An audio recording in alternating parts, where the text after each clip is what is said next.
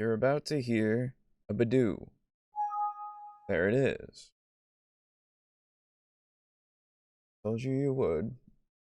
So, there you go. Hopefully that didn't freak you out while you're listening back to this. I'm finally getting audio-only versions set. After over a month, I think? So, hey, audio-only people, in the future, when this comes out, I'm sorry. It's... I, uh...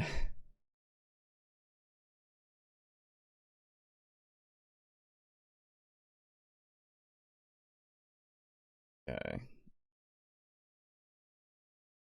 I still need to get so much other stuff out. If you're out there and you know how to put together videos, let me know. I'll figure something out. We have a little money. I'll ask you for a favor. For money. So really, it's a job.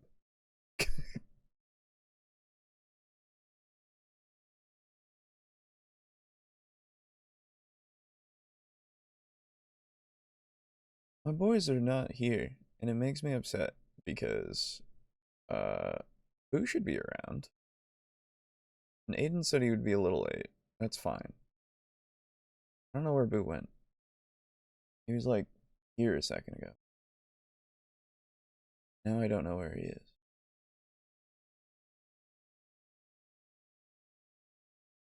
We were talking about cassette beasts because cassette beasts is really, really good. And I know it's like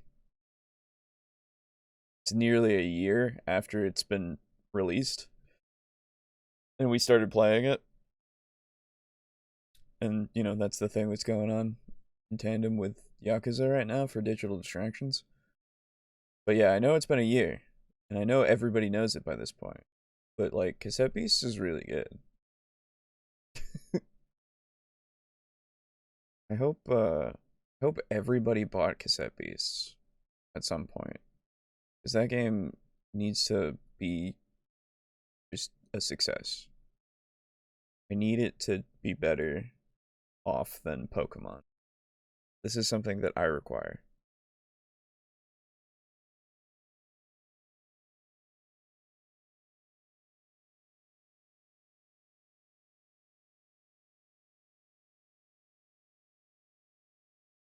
You'll also excuse me if I try to... What is all of this? What is this? Stream Elements has updated my OBS. Or their plugin for my OBS. And now it has this little Elements window that I can do things with. And I don't know... Oh, okay. I could make, like, an alert, but I already had those set and ready. This is interesting. I know you can't see what I'm doing, but okay. Weird.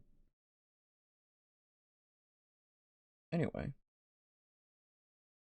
Well, hello, I suppose, and welcome to Table Talk, Discussion, and Discourse. I, as always, am your host, Alejo, aka Greydon95. The other two will be around, when they are. So I'm gonna hang out with you for a little while. I hope you don't mind. I'm gonna talk a little bit about what's been going on in my life. I've mentioned it a couple of times now.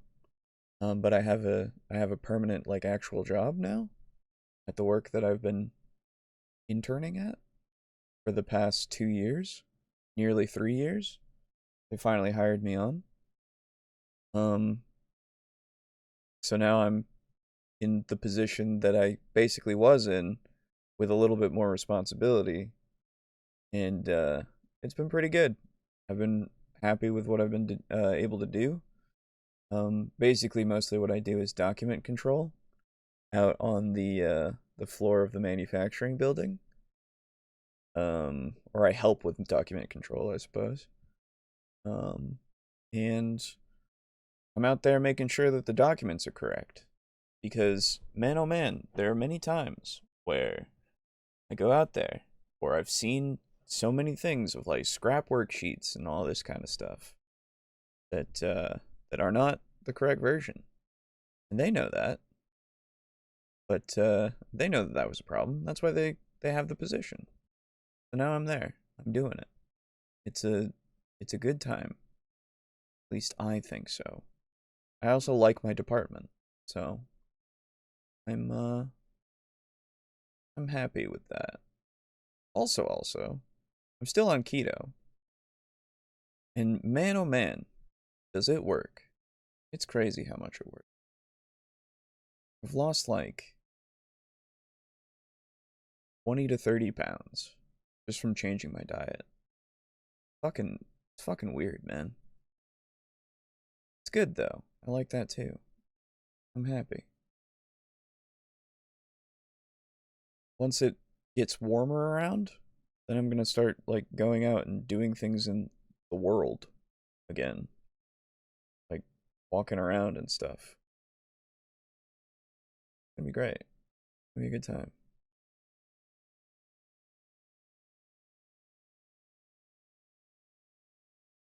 Did Boo just like fall asleep or something? Where did he go? My god.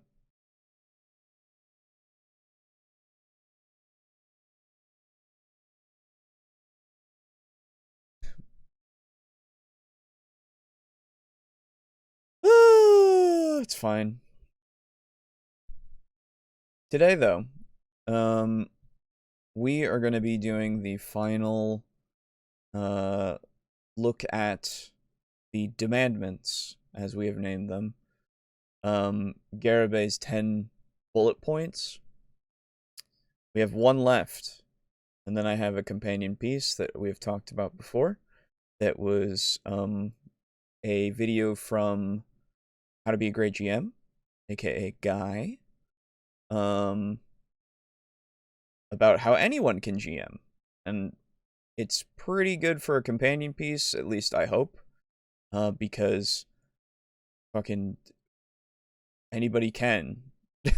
And despite what Garibay has filled people's minds with who don't agree with him, obviously, no one agrees with him on this, on his views of DMing or GMing or whatever. Despite all of his musings on how you need to do things to DM and GM, the everybody can do it. Anyone can do it, and it's not that hard. It's not dragging your mind through broken glass, metaphorical broken glass, when you're asked to be a DM. It's not that. It's so stupid that that would be the case. It really, like, it's not any different than anything else, really. In fact, it's easier than most things. Like, legitimately, most of life is not as easy as DMing is. So, but we are finally at that point where we'll talk about being a storyteller. I think this is the longest of these bullet points. This one clocks in at about, yeah, it's 15 minutes and 8 seconds. So, it's going to take us like an hour and a half, maybe. Maybe. Depending on what he says. Who knows if he's going to go off the rails. I don't know. But it's gonna be a thing. the other reason why I'm kind of faffing about is because I want both of my boys to be here with me so that we can experience the final... I was about to say nail in the coffin, but it's not really a nail in any coffin. It's just a thing that we're doing. But it's the final thing of his 10 DM bullet points. And we've already looked at his Omega Discipline. Hello, Timothy. Welcome. We've already looked at his Omega Discipline, too. So, like, if that's the secret 11th one, we haven't, he's already given us more than we've hoped. Just saw the title. Yeah. Well, this has been coming. I said that we were going to finish this before year 5 starts, season 5 starts. So, we're going to do it today. And then next week is the end of our 4th year. Technically the 30th. No. Yeah. Hold on. Let me go see when I posted it. Because it should be... Our first video was on the 31st, or the 30th, I think. We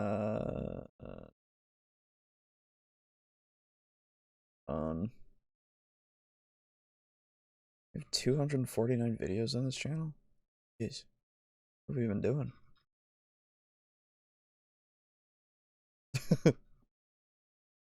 Hold on. I've got this. Scrolling through many things. Alright. Yep, January 31st. That is technically the end of...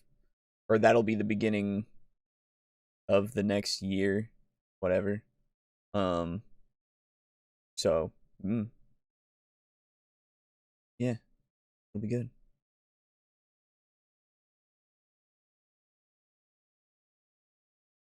I had some late night lore building. Hope it sounds good. We shall see. Shall see.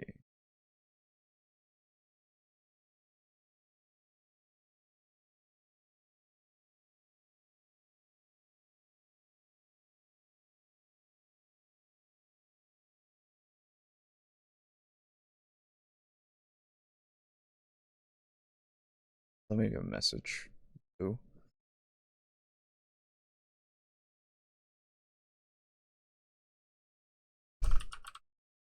You'd be ready.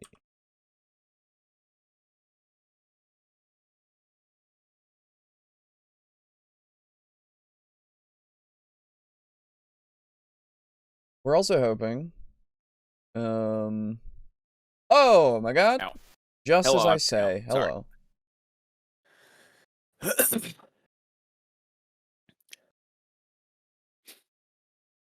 You there? Yeah, hello. Okay, hello.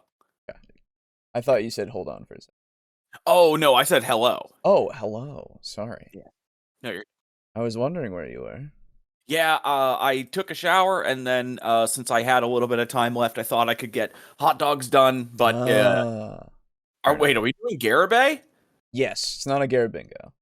Oh, okay. It is, if you remember... See. Yes, we have the final bullet point. Oh my god. Yeah, the 10 that we started back... When did we start this? Oh, that's long a question. Ago. Let me find out. I can tell you exactly. All right. Because this will be history. Oh my god. It will be history. Timothy says, hi, Boo Senpai. Hello. Let's see. So if I search my title, put Garibay. There we go. See, I've got hot dogs again. And one of my fucking buns is kind of split open on half of it, so I gotta eat that side first. Oh, no. Oh, no, I have a rain of mustard and relish. Mustard and... The first time we did this was... What day was this?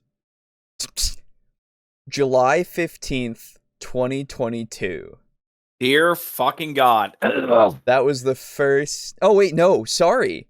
I had scrolled up by accident. No, it was November 19th, 2021. Wow.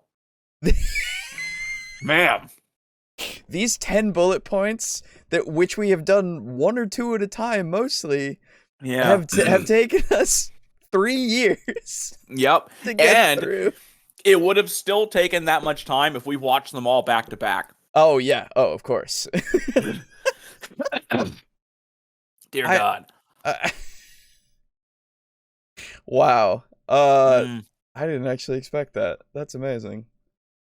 Well, yeah. I mean, that. Jesus.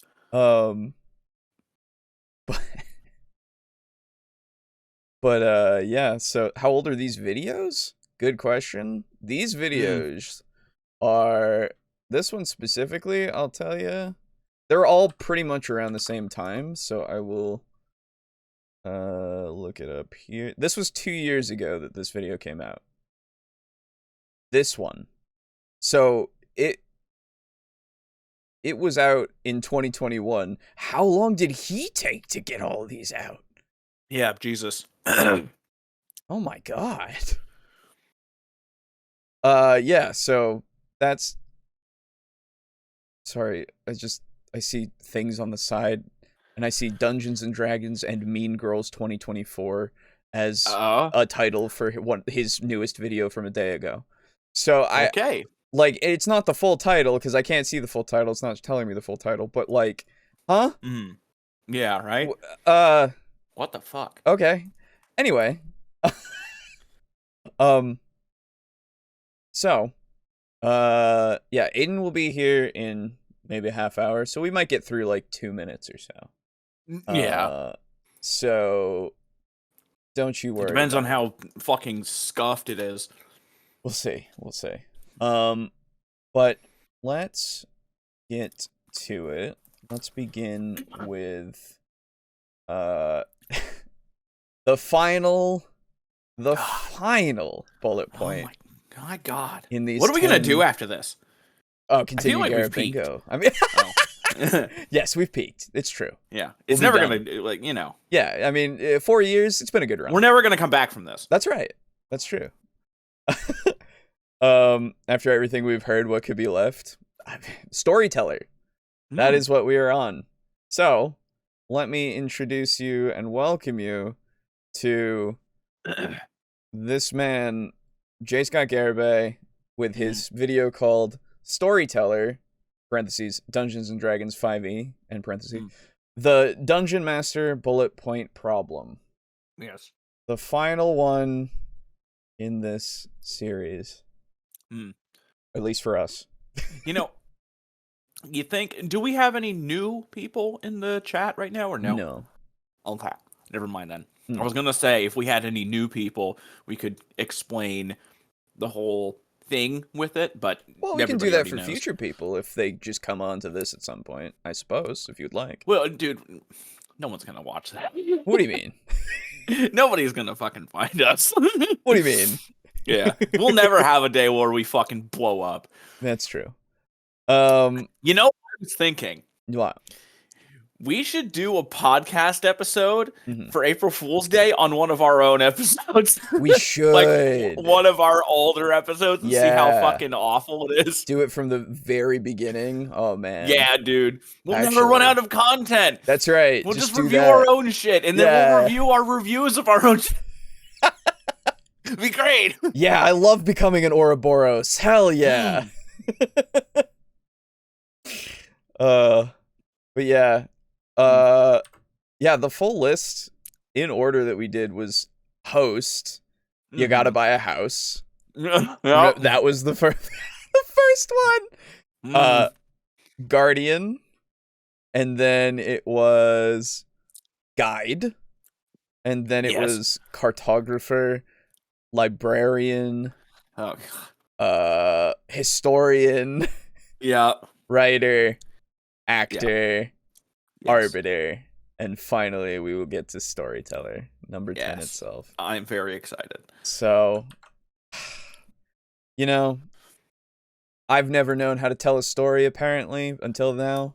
Me neither. So... Man.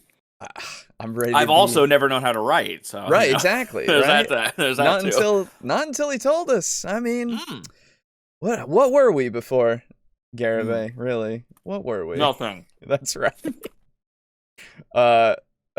Big shout out to Draco Kraken for making that Gar 8-ball that yes.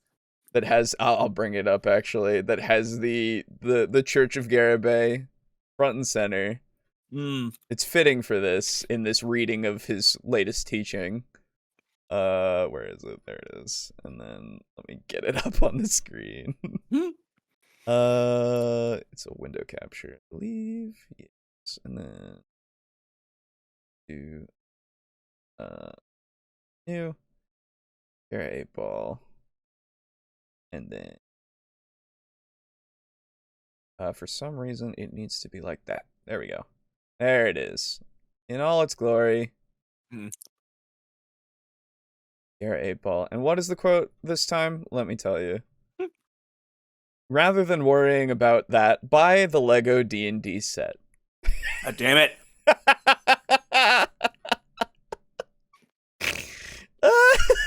Very good. I hate it.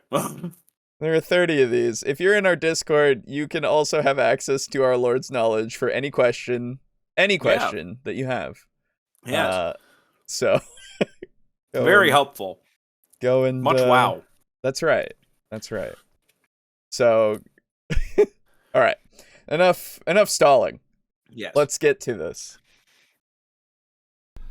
Hi, this is Scott Garibay, and today we're going to talk about the Dungeons & Dragons 5e Dungeon Master Bullet Point Problem Storyteller. Now, I believe that this angle that we have is even, like, more to the left than we've ever seen before. Yeah, dude, we're getting a massive view of the car. Either that or just something happened. I don't know. But, like, holy shit. He wants to show off his car. That's right. That van, back seat, it's pretty cool, I guess. Yeah, man. You know, that would have been a good way. If you always do something in cars, why don't you hang up something in the back? And I don't mean like something to block the rear of your mirror. Put like you could put it like a little seat. Something in this on the seat. Yeah, you know? Yeah, like a beach you towel decorate it a little bit, or something, right? Yeah. You own a house, my guy. That's right. You can't decorate. Sunbro You're also a host. You can't decorate. True. That's right. Sunbro Garibay. Hello, August. Yes. It looks like you got a new car. You got it cleaned or something. Yeah, this is a 2-year-old video. It's not a new car. It's the same one. It's the same one. It's just a different angle, and also incredibly bright right now. Yeah, so, it's like, man, the fucking rapture's going on outside. Yeah, today we are blessed with our final bullet point with with the light of God himself shining down on our Lord. It's a good thing the light of Gygax himself, I think. True. I think did I start? I said the same thing. That's true. Yeah, that's you right. just kind of pronounced it slightly different. Yeah, that's fair. But it's a good thing we didn't do this for Garibingo, because we would not be able to get darkness. That's right. Darkness can't see. That's right. His wife does the decorating. He's too busy DMing to do it. Yeah, fair. All right. God, that's right. He is married. Fuck. I have an apology for you if you do not know what the Dungeon Master bullet point problem is. You have a little bit of homework. You have to watch the video and the doobly-doo down below. Oh my God, he said it! This was 2 years ago. The only time he said it is in these videos. It's for these, yeah. Yeah, in these specific videos. Yeah, it's weird. Very weird. Also, just in case you somehow come across this and you're new, there is nothing to learn. Don't even think about it. Like, it is literally him saying there are 10 disciplines. There are 10 disciplines. By the way, there are 10 disciplines, and I'm going to tell you about them later on and not even in this video. I'm not even going to list them for you. I'm going to tell you there are 10, and then you're going to have to go find the videos to find out what they are. That is the video that he is referring to in the doobly-doo. Yeah, I forgot about that. It makes me so upset every time. Yeah. Disgusting. Cringe. Just at least even fucking list them. Like, yeah. Anyway. Yeah. Unfortunately, without watching that, you're not going to have context for what I talk about today. Not at all. Many apologies. I hate giving people homework for videos, but it's just so that I can avoid. Then don't. Like, just tell them, because you could, in a sentence, give them a summary. Yeah. He's gotta get the whole video done before he gets where he's going. I know, but he has the choice. Indeed, and he is Are you trying to tell me that the choices that Garibay make are not correct? That sounds like some heresy shit to me. And I play 40k. I know heresy. That's right. That's true. I'm sorry. Because I play Xenos. I never. I never meant to imply anything about our Lord. No. Oh, you know what was really satisfying? Sorry, I gotta cut it off. No, Play on Tabletop had a match between Tyranids and Deathwatch, and the Nids won convincingly. Holy shit. Really? I know. Wow. They got shit stomped. That's awesome. That's crazy. It was very fun to watch. Anyway, let's continue. Yeah. Repeating myself in every video, which is not fun for anyone. All right.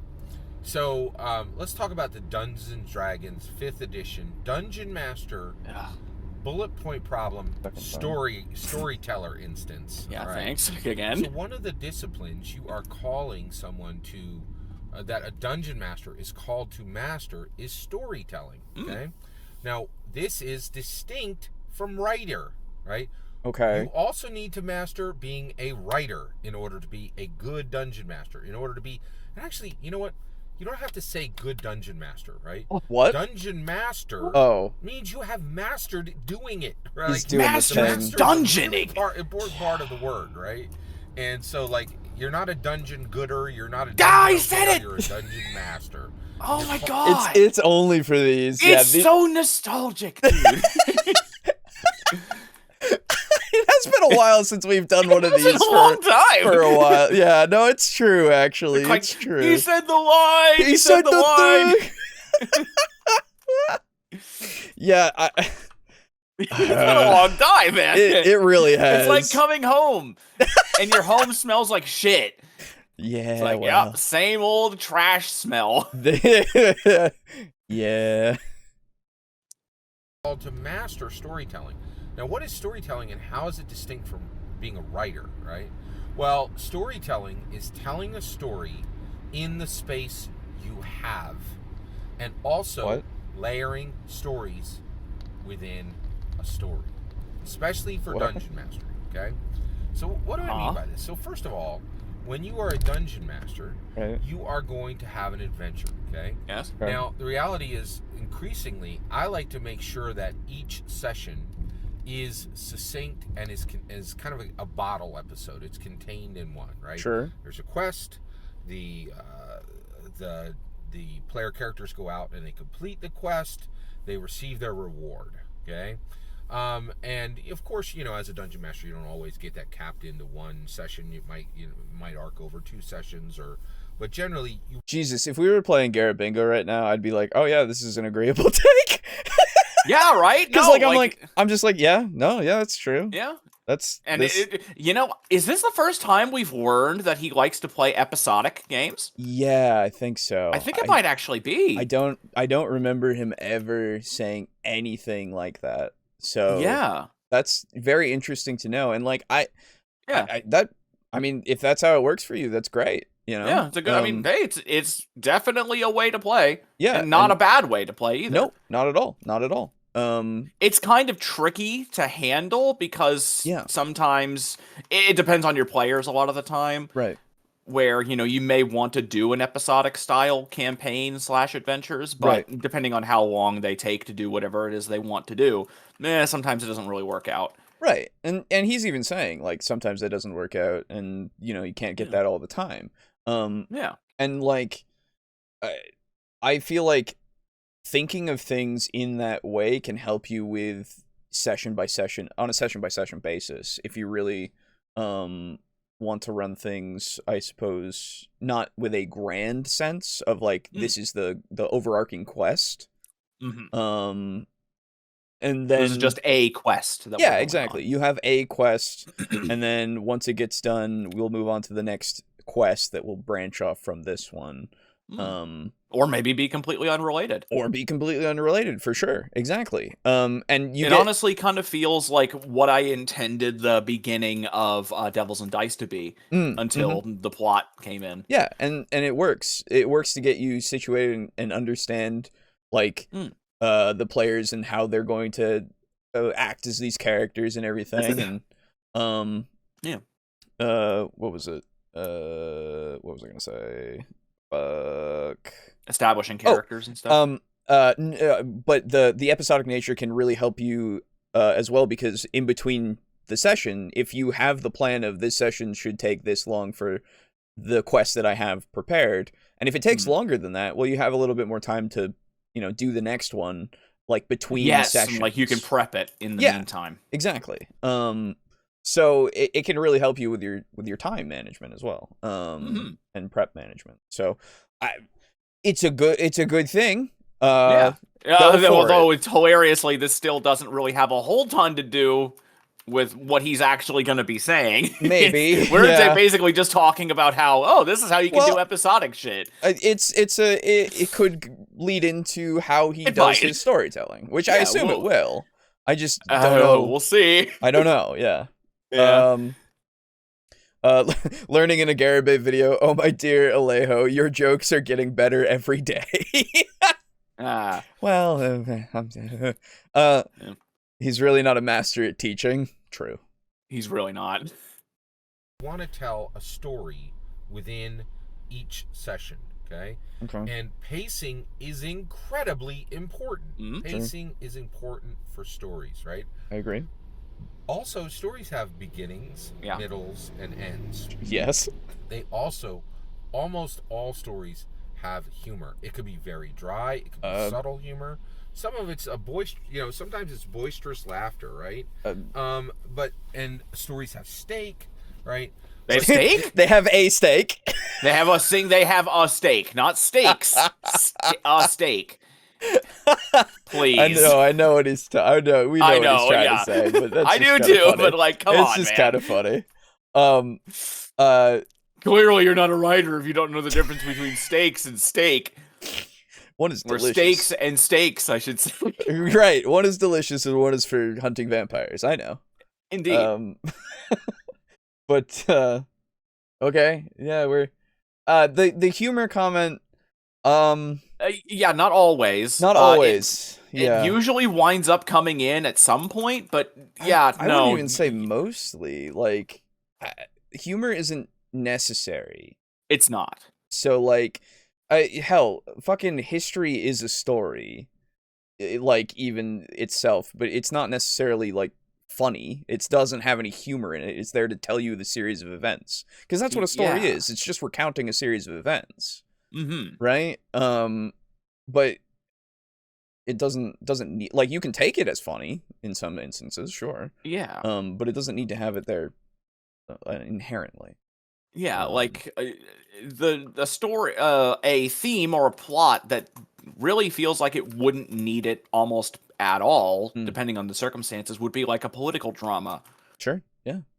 There might not be a whole lot of room for that, because there's more, there needs to be more logistics and like shit like that, where you're actually taking things seriously and actually, And like I said, you could laugh at it, because like I know there have been some political dramas that I've like listened to somebody character basically just deliver some fucking fire towards another one, and then I'm just like, fuck, like a fucking flaming dog turd in the paper bag? No. No, just like an insult that's like incredibly good. Oh, I thought, that's why I was like, what the fuck? What do you mean deliver fire? Yeah. No, that would be, technically, I think that would be humor. Yeah, no, that would right? be really fucking humorous. Yeah. I wanted to hear more about that. Yeah, no. It's just like when they give them a very good burn or something, just like Yes. off of what they've said or something that they've done that's contradictory to what they were saying before, and it's just one of those things where you go, "Ooh, you got him, nice," Yes. And then I can laugh at that, but yeah. But I liked the whole deliver fire, my version better. That's fair. Just a box with some fire in it. Here, have this. Here you go. Humor can be found in anything depending on the person. Also true. Yeah. Sure, yeah. And stories have stake, right? But this idea that we tell stories, it's not small. It's a huge part of telling, of being a dungeon master, right? Yes. And of being a dungeon master specifically. Yes. Thanks again. One of the ways we know this is there were shamans. There were shamans for thousands of years. Okay. They're still around today. I don't think they really play. They're not the same, but yes. Yeah. It's different to be a shaman today than I think it was at any point in our history. It's just so D&D dungeon masters are shamans. Told stories for a long time. Now with Dungeons and Dragons. No. Don't do this. Don't do this. You remember how hey Alejo. Yeah. You remember how before he said that doing a voice is racist? Yeah.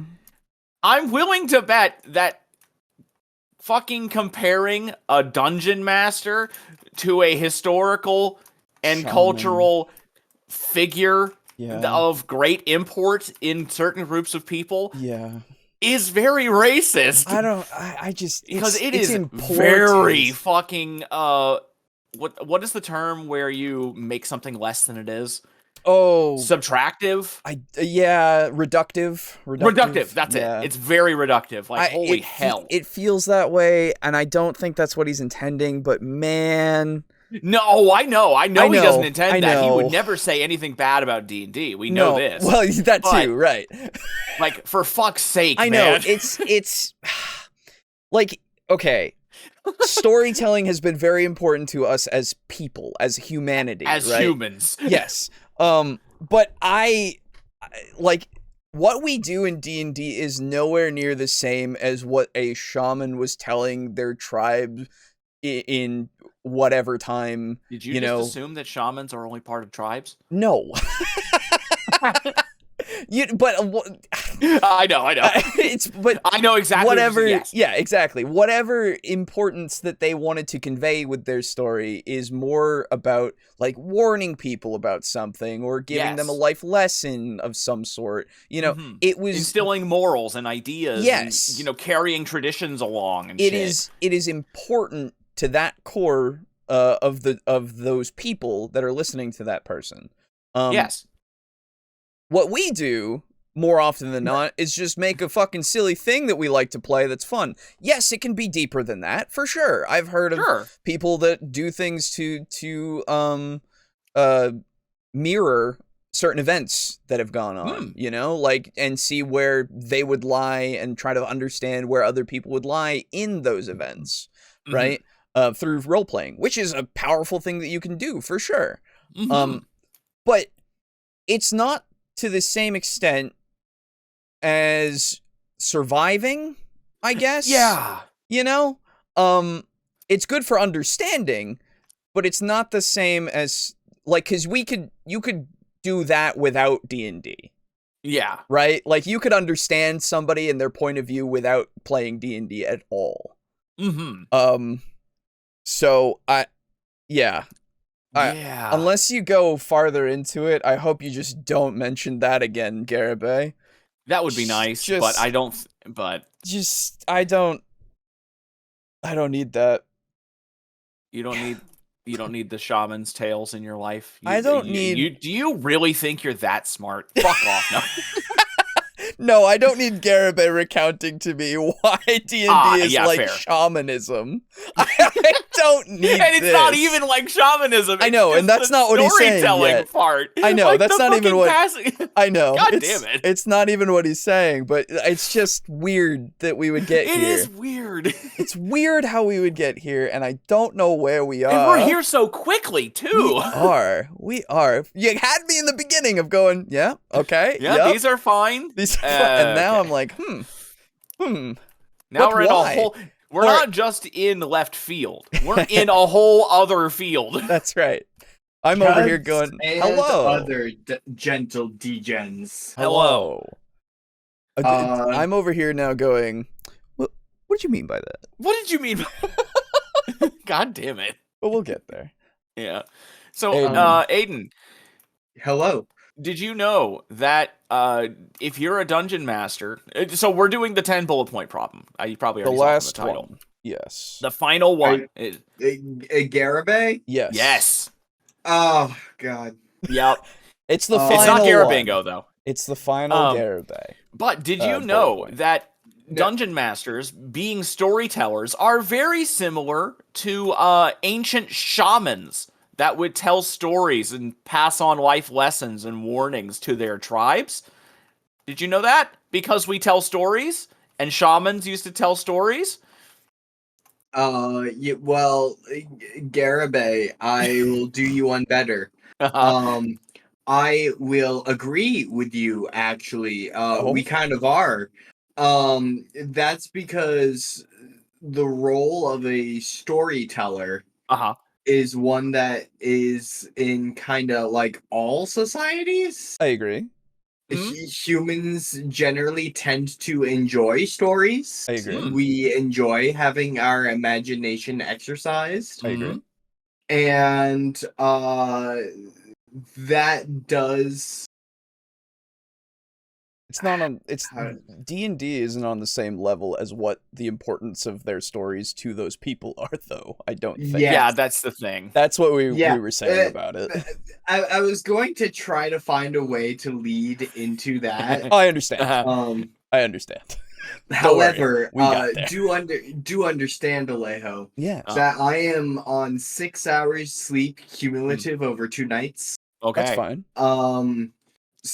And I have had a very long day of getting my car troubles fixed and then going shopping because my apartment was out of food. You weren't out of food, your apartment was out of food. Yes. It was starving. Yes.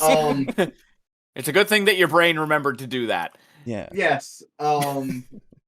And I just got back, and I'm very tired, and I was about ready to say I don't have the energy for a session. Let me just then you heard Garibay. Share some thoughts on elementals. And then I heard Garibay, and now I guess I'm just fucking in here, dude. Don't worry, it won't last too long. I'll pop open an energy drink, and...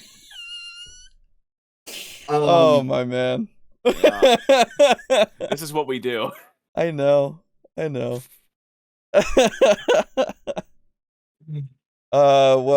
Timothy says hi to you. Hello, Timothy. How are you today? Let's see. Before that, wait, not for you. Never mind. Before that, he was saying, I mean, it's night here for me too. Is it dark there now? Okay. Oh God, yeah. Oh. Yeah, only 3 hours. So yeah. I laugh a lot at a lot of things, not because it's funny per se, but because I'm enjoying myself, if that makes sense. Yeah, of course. Yeah. Yeah, that's just how it works. Okay. Storytelling is dramatically different than what shamans did. But... Oh, thank God. Okay. Oh, thank God. Thank you. Oh, thank God. That's all we needed to hear. Yes. Oh, I retract then. Good. Oh. The bit, though. It was a funny bit, don't get me wrong, but at the same time, I'm so happy. Oh. All right, everybody, mark off. Garibay immediately undoes what the hosts were saying. Yeah, really. I'm so happy. Oh my God. Okay. He said doobly-doo. And he said the other thing. Dungeon Gooder. He did say it was crazy. Yeah, but Anyway. Oh yeah, Timothy says he's good, by the way. What website do we use for Garibingo? I'm we're gonna not play solo. You can probably I don't know if you could find it through the old links. But it's you would have to get the actual old links, because otherwise there's no way to just find it. Oh my God. It's not a naturally occurring thing. It's not a naturally What is the name of the website? Because Bingo Baker. Because I believe I registered. Okay. And I might be able to see active games that I am in. Maybe. I don't know. You find that out. We'll continue. Yeah. For a long time, shamans would tell stories, okay? And we're still doing that now. All right, got it. Frankly, we have to do it better. And we have to do it better.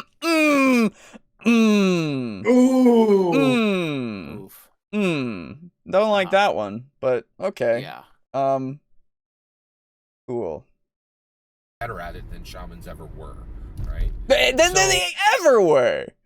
they ever were. Okay. All right.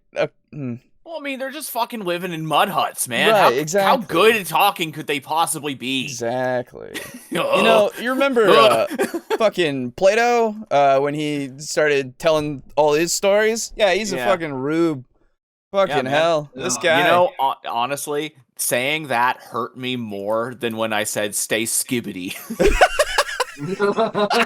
Oh yeah, no, I feel that. That's fair. We have to outdo the shamans. Yeah. They're a threat to DMs everywhere. So fucking. Why would you even? Okay. The Iliad, the Odyssey. Who cares? There is no audience participation in that story. Exactly. That's bullshit. So okay. Shakespeare, who? Oh, we already remember Matt Mercer is better than Shakespeare. That's a confirmed thing that he has said. That is true. So don't ever forget. Did Garibay really say that shit? Yes. Yeah. Yes, he did. Don't get it twisted. Mm-hmm. Let's talk about the storytelling. So let's do a traditional quest. 4 minutes in. So the player characters are let's say a dragon was recently slain, right? Sure. And the how long has player he been characters, stopped? Not that long. Are at a tavern, and someone talks about Deathfall, right? And this is one of the stories. This is one of the stories that happened in my game recently, right? So a dragon was slain, and the adventurers are in a tavern, and another adventurer talks to them about Deathfall, and they're like, "What's Deathfall?" And he's like, "Well, when a dragon, dragons are magical creatures. When they fall, right? When they die in a specific place, that central location, right, is a source of magic." So it's a whale fall. I was literally going to say that. It's a whale fall. Mm-hmm. Which is not a bad concept. No. Yeah, no, I kind of like it and may steal it. I've heard of the idea before, just in different contexts, but I mean, it's not a bad one at all. It's also reminding me a bit of the what was it in Monster Hunter World? Rotten Vale. That's it. Yeah. That's right. Well, you can also do some cool things there once was a big dragon. He terrorized the countryside, but when he died, the wizard who helped to kill him made a wizard's tower there, and it's full of magical artifacts. Mm-hmm. Yeah. It's a cool world building opportunity. Yeah. Homer, Plato was a philosopher. Yeah, that's true. Homer was. Who cares? Yeah, but also Plato doesn't mean shit because D&D. So yes. Yeah. Yeah. Plato was also reduced to nothingness next to Matt Mercer. Exactly. Yeah. Shamanism coming to high school course curriculums next year. Yeah, there you go. Years after, right? And anybody who slew that dragon, or anyone who didn't, can go to that Deathfall place and bind that land to themselves. That means that all of the parts of the dragon, all of the material that were in the dragon's lair, which was a different location than where the dragon fell, right? Can all be identified by anybody who's bounded the land, and also the echoes of power that existed within the dragon can then be accessed at different levels by whoever binds themselves to the point of the deathfall, right? So the player characters are questing, right? And now they're like, oh, we got to get to the deathfall, we got to bind that land, we got to decide who amongst us is going to be bound to the land, this specific location where the dragon fell, and we also need to do this immediately because that shady group of that group over there of shady rogues, shady sorcerer, and another shady rogue looks like they're leaving immediately after overhearing this conversation. So we got to race them and get there before they do and bind the land, right? So that's a story, right? And then they're going to travel there. They're going to have to fight that other group in order to, bind the land to themselves rather than allow these evil rogues. And Thank you. So, Garibay, I hate to poke holes, right? No, you don't. Neither do we. But if anyone can bind the land to themselves, and get a whole bunch of magical goodness, everything apparently, all 11 herbs and spices, those are magical good. Yeah. Then why was there a conversation in the first place at all? Yeah, if you knew about it, you would just do it. Yeah. Yeah, like literally, if Joe Who Schmo kills the dragon and then says, "Hey, level 1 party, I killed a dragon. Go take its loot." Right. If this is a thing, if this is a known thing, why isn't like everybody trying to be nearby when a dragon is being fought? Yeah. Like even lowly Joe Schmo farmer. Especially lowly Joe Schmo farmer. Especially, because the moment that thing fucking goes down, hell, how did the person who killed it not just do it immediately? Yeah. What the fuck is happening? Where am I? You know what? Why do people not have ambition in this world? Hey, Alejo, you want to know what's happening? What? Bad storytelling. Oh. But that's not what he's gonna say. No, it is not. So I actually have a question for the table. Ooh. Okay. The table can't actually speak, so you could ask us. Yeah, well, I'd rather speak to the chairs, frankly. Okay, fair. I'll answer for my chair. Thank you. Yeah, please lend it your voice. I will. And also perhaps brain. Oh, okay. Well, you can't really lend it to him because once he takes it out, it's going to be good. Sorry, I'm stopping.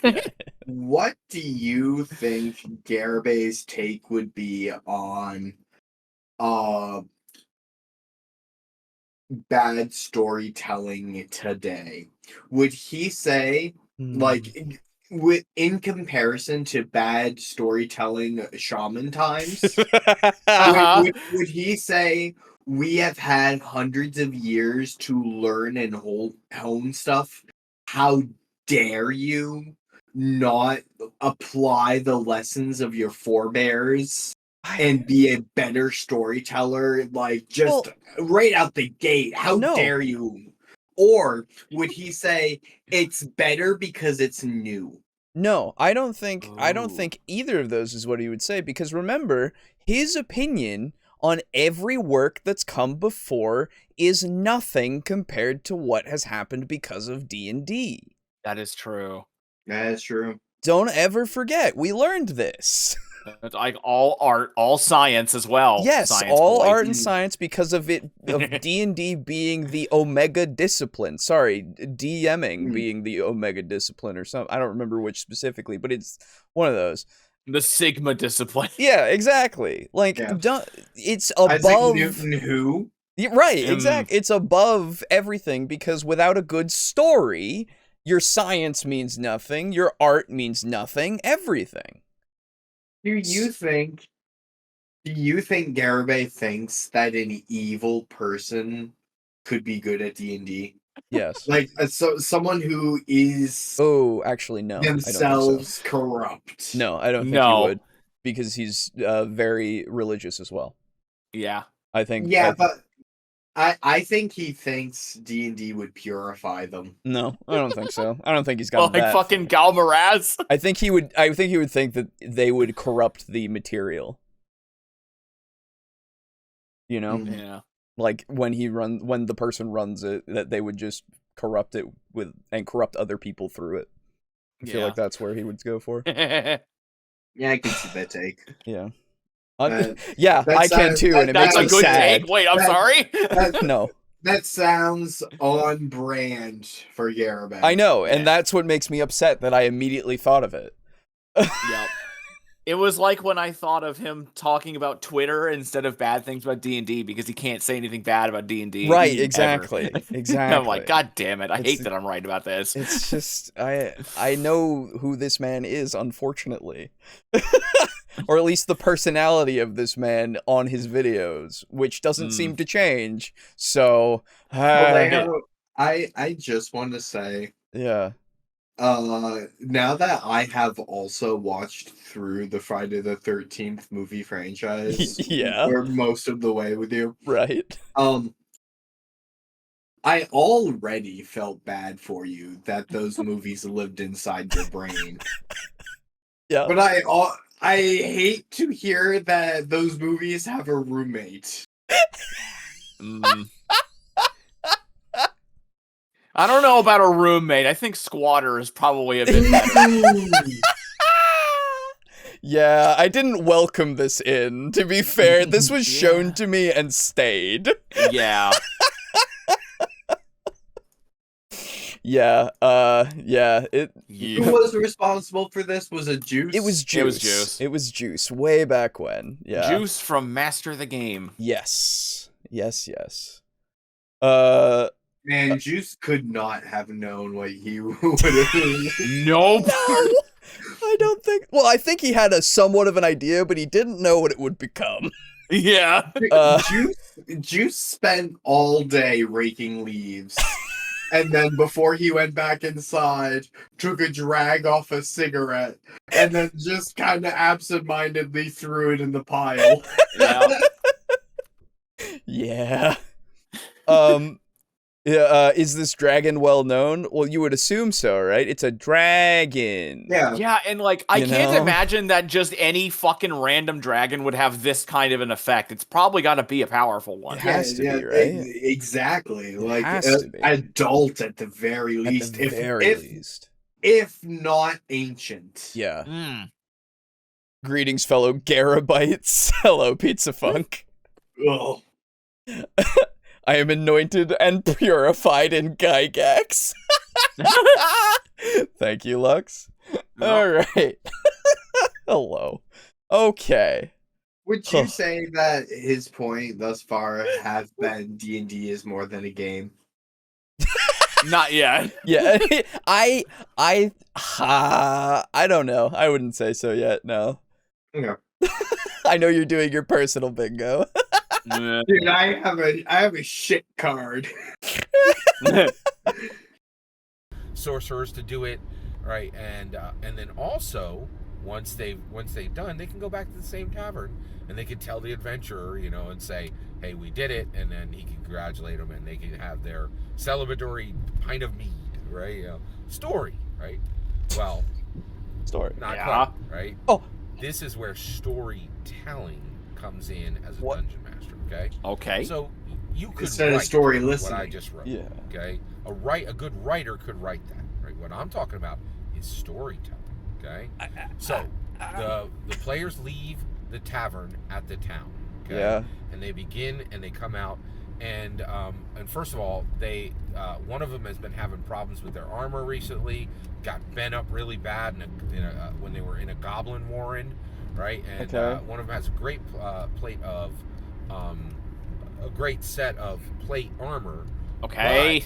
That plate armor was badly dented in one of the. This is a complete non sequitur. In several places. No, because what he's going for is he's going to tell you about each character, and this is because storytelling requires you to give these other details in order for this to be more of a compelling story. That's why he's doing this, but the storytelling aspect, if this is from the DM's point of view, that stuff isn't necessarily because the DM said so. Yeah. I don't have any inclination to believe that this is because of previous adventures, necessarily, that you've run as the DM. It could be, until you tell me otherwise. I don't know if it is. But if it isn't, then it's just a part of their backstory that you are just making sure to put the notes of, like, this is a part of this person's thing. Though, in the game, I don't think that until, like, after the first time, maybe 2 times of making sure that they know where their set of plate armor came from, that it's gonna come up again unless somebody asks. Right? I don't, like, it's established, sure. I'm glad that it's established, I suppose.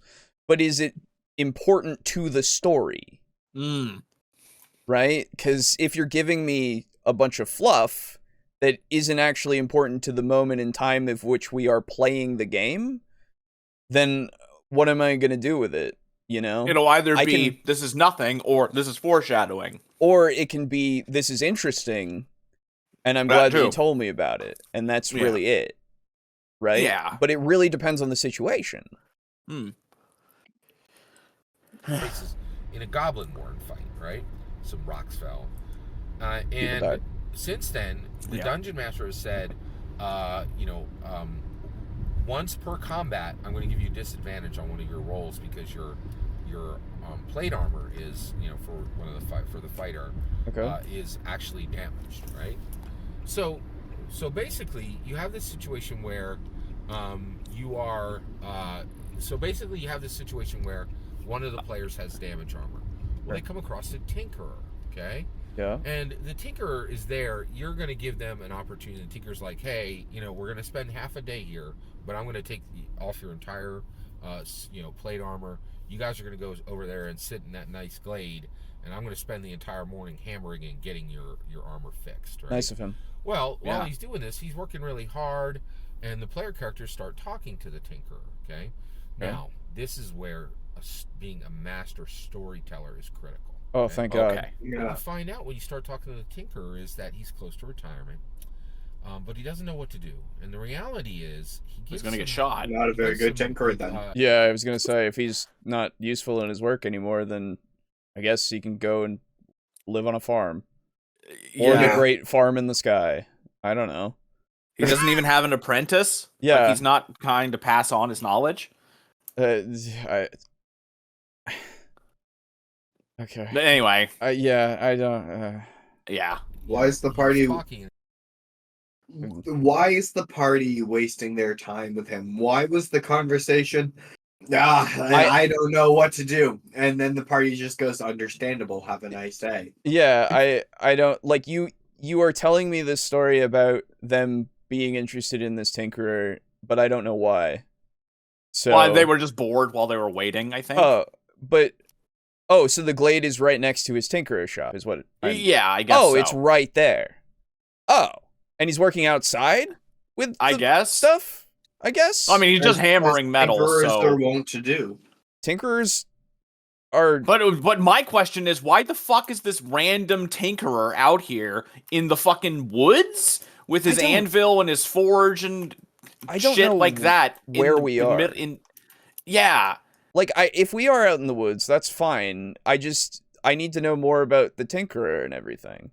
I'm gonna give him the olive branch and be like, okay, I'm gonna assume that this Tinkerer lives out here because that's what he likes to do, and they found that out and they found him interesting. I'll at least give you that just so that we can just get to the point.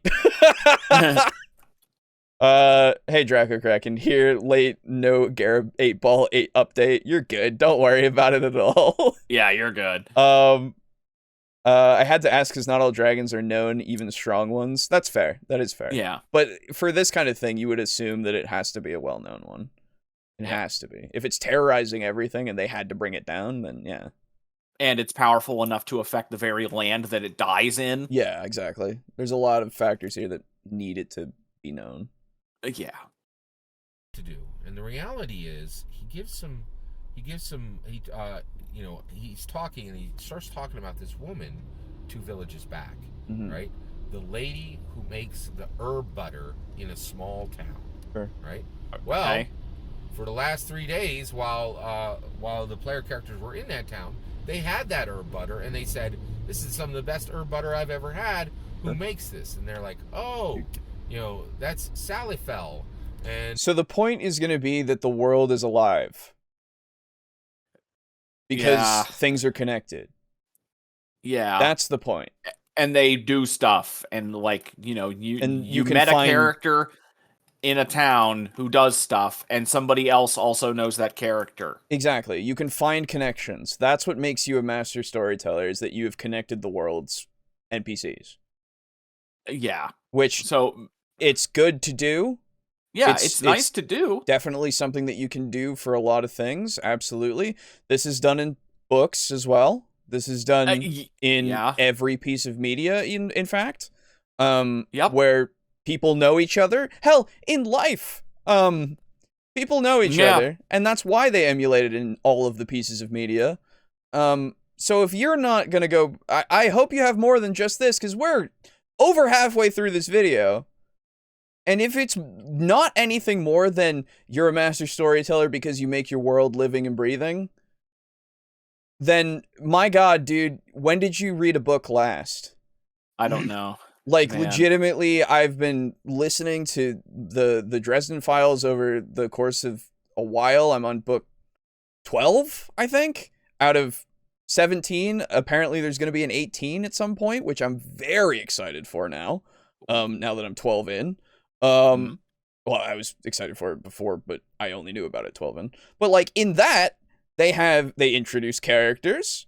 There's the relationships between them and other characters that meet them, and then they collaborate. What? Yeah, I know, right? And it's almost like they all live in this same world. Hell, they even incorporate people from cities that are across the country. No. Like, and these people that they met and only interacted with, or the main character only interacted with for, like, a couple of books and didn't really interact with the other ones, but then they know them. Because of things that happen in the world. Dude, like, that's bullshit. I know, right? Only DMs can do this. Yeah. The fuck? I want there to be more. I'd love to play under Dresden author. Jim Butcher. Okay. He's very good. Very much enjoy his stories. But, like, legitimately, like, the true power of any D&D character, networking. Yeah. Yeah. Yeah, exactly. Unless you're a solo player, in which case you do not have access to that. No, you can still network with people in the world. NPCs, but fuck off my bit. No. Okay, fine. How can he give so much info and not enough info at the same time? Yeah, right? God. Heads up, people knowing each other is also in my lore. Wow, who knew? Again, if he has more than just this, I fucking hope. But, like, otherwise, what are we doing here? What are you telling me that I need to know? I already know this. Everybody knows like the most basic shit. Yeah. And, she lives up on the hill, and she was widowed. She had a woodcutter husband, and he's been dead for 10 years, but the trees got him. The butter, and everybody in the town loves her, right? And everybody knows her because she has a shock of white hair. She has this, just a shock of gray hair in the middle of her. I thought you said it was white. Inconsistency. When the tinker... He's making this up on the spot for sure. Like, he has to be. Absolutely he is. But, like, I thought he was telling us about something that he's done already, so I don't know. Either that or he's just really bad at recounting shit. Which is fine. I just, like, please, get to the point. I mean, he's really bad at recounting things. We know this, to be fair. He repeats himself 3 times or more. for the same thing. I mean, he's been doing double repeating in just this story a lot. I know. Describes this woman, he describes her, and the player characters already know her, right? Sure. And any player characters that's paying attention they also realize as the tinker is fixing the armor, he's very sore, right? And you can just see he's old, right? He doesn't belong on the road anymore, and he's good at what he does, but it's taking a physical toll from him, right? This is storytelling, a story within a story. And when this tinker comes across them, this is in the middle of the game, right? And you've got to be able to attach these type of compelling, dramatic stories in the moment. I agree. Like, you know, and you have to be able to build them without writing them first, right? And you need to be responsive. You absolutely don't have to do that. You don't have to, my guy.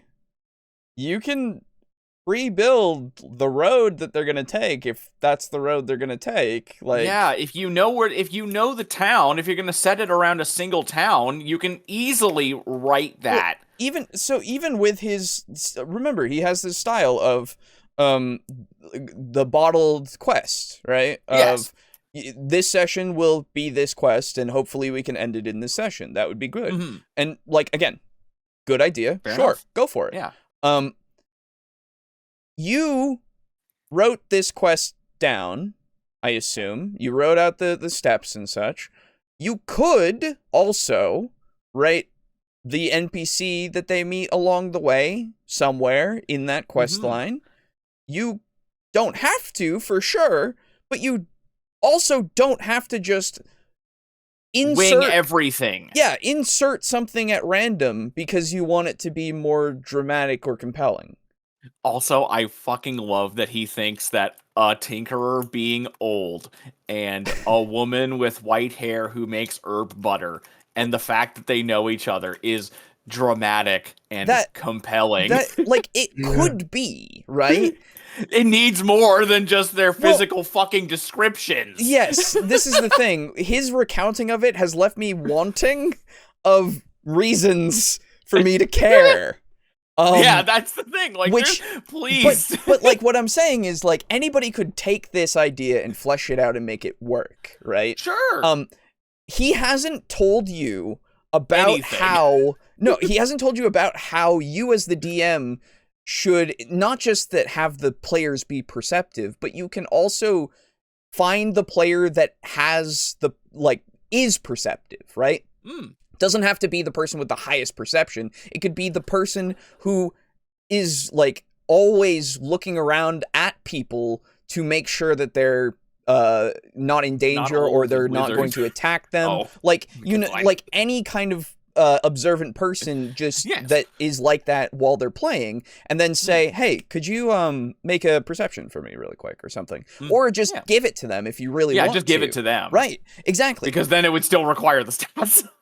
So it's just one of those things of like, you as the DM need to create the situation and then make it so that it's tailored to those players that you want the situation to be discovered by, you know? But I don't know if you can do that because he just said that needs to come up on the fly. Well, I know that it doesn't. I know it doesn't need to. Don't worry. Yes, but we gotta take him at his word. Well, I know what I'm saying. I'm going against everything he's saying. If you didn't notice, but then you can't do that. It's Garibay. I know. I'm sorry. You can't cherry pick the Bible. You have to obey all of it, you shitter. I know. I'm just saying. I know. Stupid. It is stupid. Don't worry. I fully agree. But it's just like having. If he's the, it's similar to how it's hard. You can't really review homebrew, you know, unless it's outright broken, because you have to review the rules as written, because that's what we have to review. You can review homebrew, but it's just you have to make sure that it doesn't conflict and that it doesn't mess up with the raw. Right? Yeah. There's a lot of elements that you can take to actually review it. But with this, it's just, he's telling you flat out, you have to do it this way. Yes. And I'm trying so that's to, why, that's like, the only reason why I'm on board with it. That's fine. Because I'm like... That's fine. It's one of those things where every time I'm told that I have to do it this way, when I absolutely don't have to, and we all know it, it's just so annoying. It really is. But you do. I know. I'm sorry. Yeah. Don't apologize to me. I know. Apologize to him. Don't worry. I was apologizing to him when I said I'm sorry. Don't worry. Oh, okay, good. But it's yeah.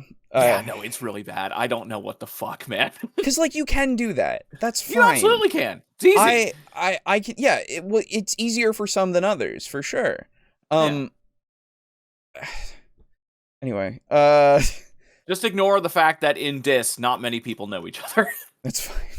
It's kind of just assumed that they do. Yeah, exactly. I don't care if they do or not, really. Alejo, how can books have living connected worlds? D&D, the Omega discipline, made writing obsolete, remember? Oh, shit, you're right. Sorry. Fuck, you're right. Forgot about that. Yeah. White hair is gray hair now. Write that down, Alejo. I'll do so. Thank you. I'll do it. To what the dice are saying, to what each player is saying. Oh, okay. He is going into it. Thank God. Inspiration that happens in your own heart and mind. What? Right? Sure. You need to be My heart is inspired. You need to do these stories, right? And this is exactly what shamans did. They did not put pen to paper. They mastered the incredibly unique and important discipline of verbal tales, right? Storytelling. As opposed to physical or tales. Well, I mean, that's what he means by writing it down and stuff, so they had to, it was an oral tradition until it was writing an oral tradition. Until writing was invented, nobody did that, so. Well, I mean, the thing is, writing has existed for an extremely long period of time. Oh, I know.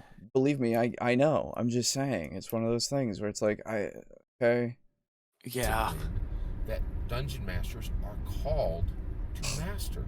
And again, shamans were trained by other shamans and spent their entire lives mastering this ability to tell compelling, dramatic, humorous, wonderful, heartwarming tales in the moment. Right? No. Storytelling, distinct from writing. So they passed down, like oral tradition, they passed down these stories. Sometimes they came up with them, I assume, but like there was a tale that then was given to the next person. You do realize that, right? Because the tales are just as important as the messages messages and morals they are designed to convey. Convey. Like, but that doesn't mean that they made them all the fuck up in the moment. Yeah. Like, there was a blueprint that they followed. Yeah, if there's a story about a guy getting bit by a snake, I bet you anything that somebody got bit by a snake and died, and they made a story. It's like, oh shit, snakes are dangerous. Let's tell a story about that to get them to fucking listen. And then the next person that was taught that story, who was told to tell it to people, had that happen. So then they didn't make it up on the fly. They remembered the story. Like, this reminds me of the time of Billy and the Nope Rope. Yeah, exactly. We're called to it. What is the what goes wrong if you cannot master storytelling? Well, here, if you are not able to do this, you have a dry game. You have a desiccated game, right? And what is really happening is it's almost like if you were just running a pre-gen adventure. You're wasting your players' time. What? Whoa! What? You mean like a module? So yeah, well, here's the thing. I'm wondering if he means module or something else. Because I've never heard a module called that in my life. A pre-gen adventure? A pre-generated adventure is what that means. Yeah, it's like a pre-written adventure. Right, which is a module. Yeah. So it's weird to hear somebody who is so familiar with the RPG space. Well, I've heard pre-gen module or pre-gen adventure. I've heard that. You before. have? I've Yes. never heard that before. Yeah, no, that's something that I have heard for sure. Oh, weird. Yeah, so have I. Just like pre-gen character and all that goes Yeah, with the pre-gen. I knew those. Yeah, it goes with the pre-gen adventure. Yeah. Interesting. Okay. Yeah, I've never heard that term. Fair enough. But yeah, why would you throw shade on fucking written modules? Like, why would you do that? Yeah, why do they don't deserve this. They've just been fucking making product with their WotC fucking masters looming over them, threatening them with Pinkertons. Yeah. No, now Aiden, I don't think that WotC would ever threaten any D&D creator with Pinkertons. After all, WotC are perfect and blameless, along with Hasbro. We all know this. That's right. I'm sorry. Yeah, Yes, it is known. Disgusting. Your lack of faith is concerning. Disturbing. Disturbing. That's it. My bad. Yes. I've never seen Star Trek. I'm not a fan of Star Trek. I am a fan of Star Trek. It's really good. No, I know. Thank you. Yes. Okay. I don't know, Gray Man. I mean, he beat God, so maybe he is right. That's right. He overcame Gygax. I forgot. You're right. You know, I'm sorry. I'm putting this under being genuine garbage because that's fine. Yes. Yeah. They do not deserve this. No. It's so fucked up. I don't understand. Like, if you use a module, you're wasting players' time. Yeah. Fuck off. That's so You ever annoying. heard of Ravenloft? I mean, yeah, exactly. yeah. Yes. Yeah. Ravenloft is one of the most beloved fucking modules out there. Yeah. Fucking hell. Why didn't they make the D&D movie Dungeon about of the Ravenloft? Mad Mage. I don't know. Yeah, Dungeon of That would Mad Mage is also one for sure. Tomb of Horrors. Yep. Tomb of It's not Horrors. exactly Waterdeep. beloved, but you know, it is certainly infamous and well known. Waterdeep. Waterdeep. Oh, Yeah.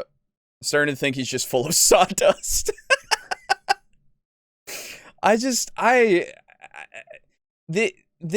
It falls in line with his thought process of, right? Well, no, it doesn't, because it's a D&D thing.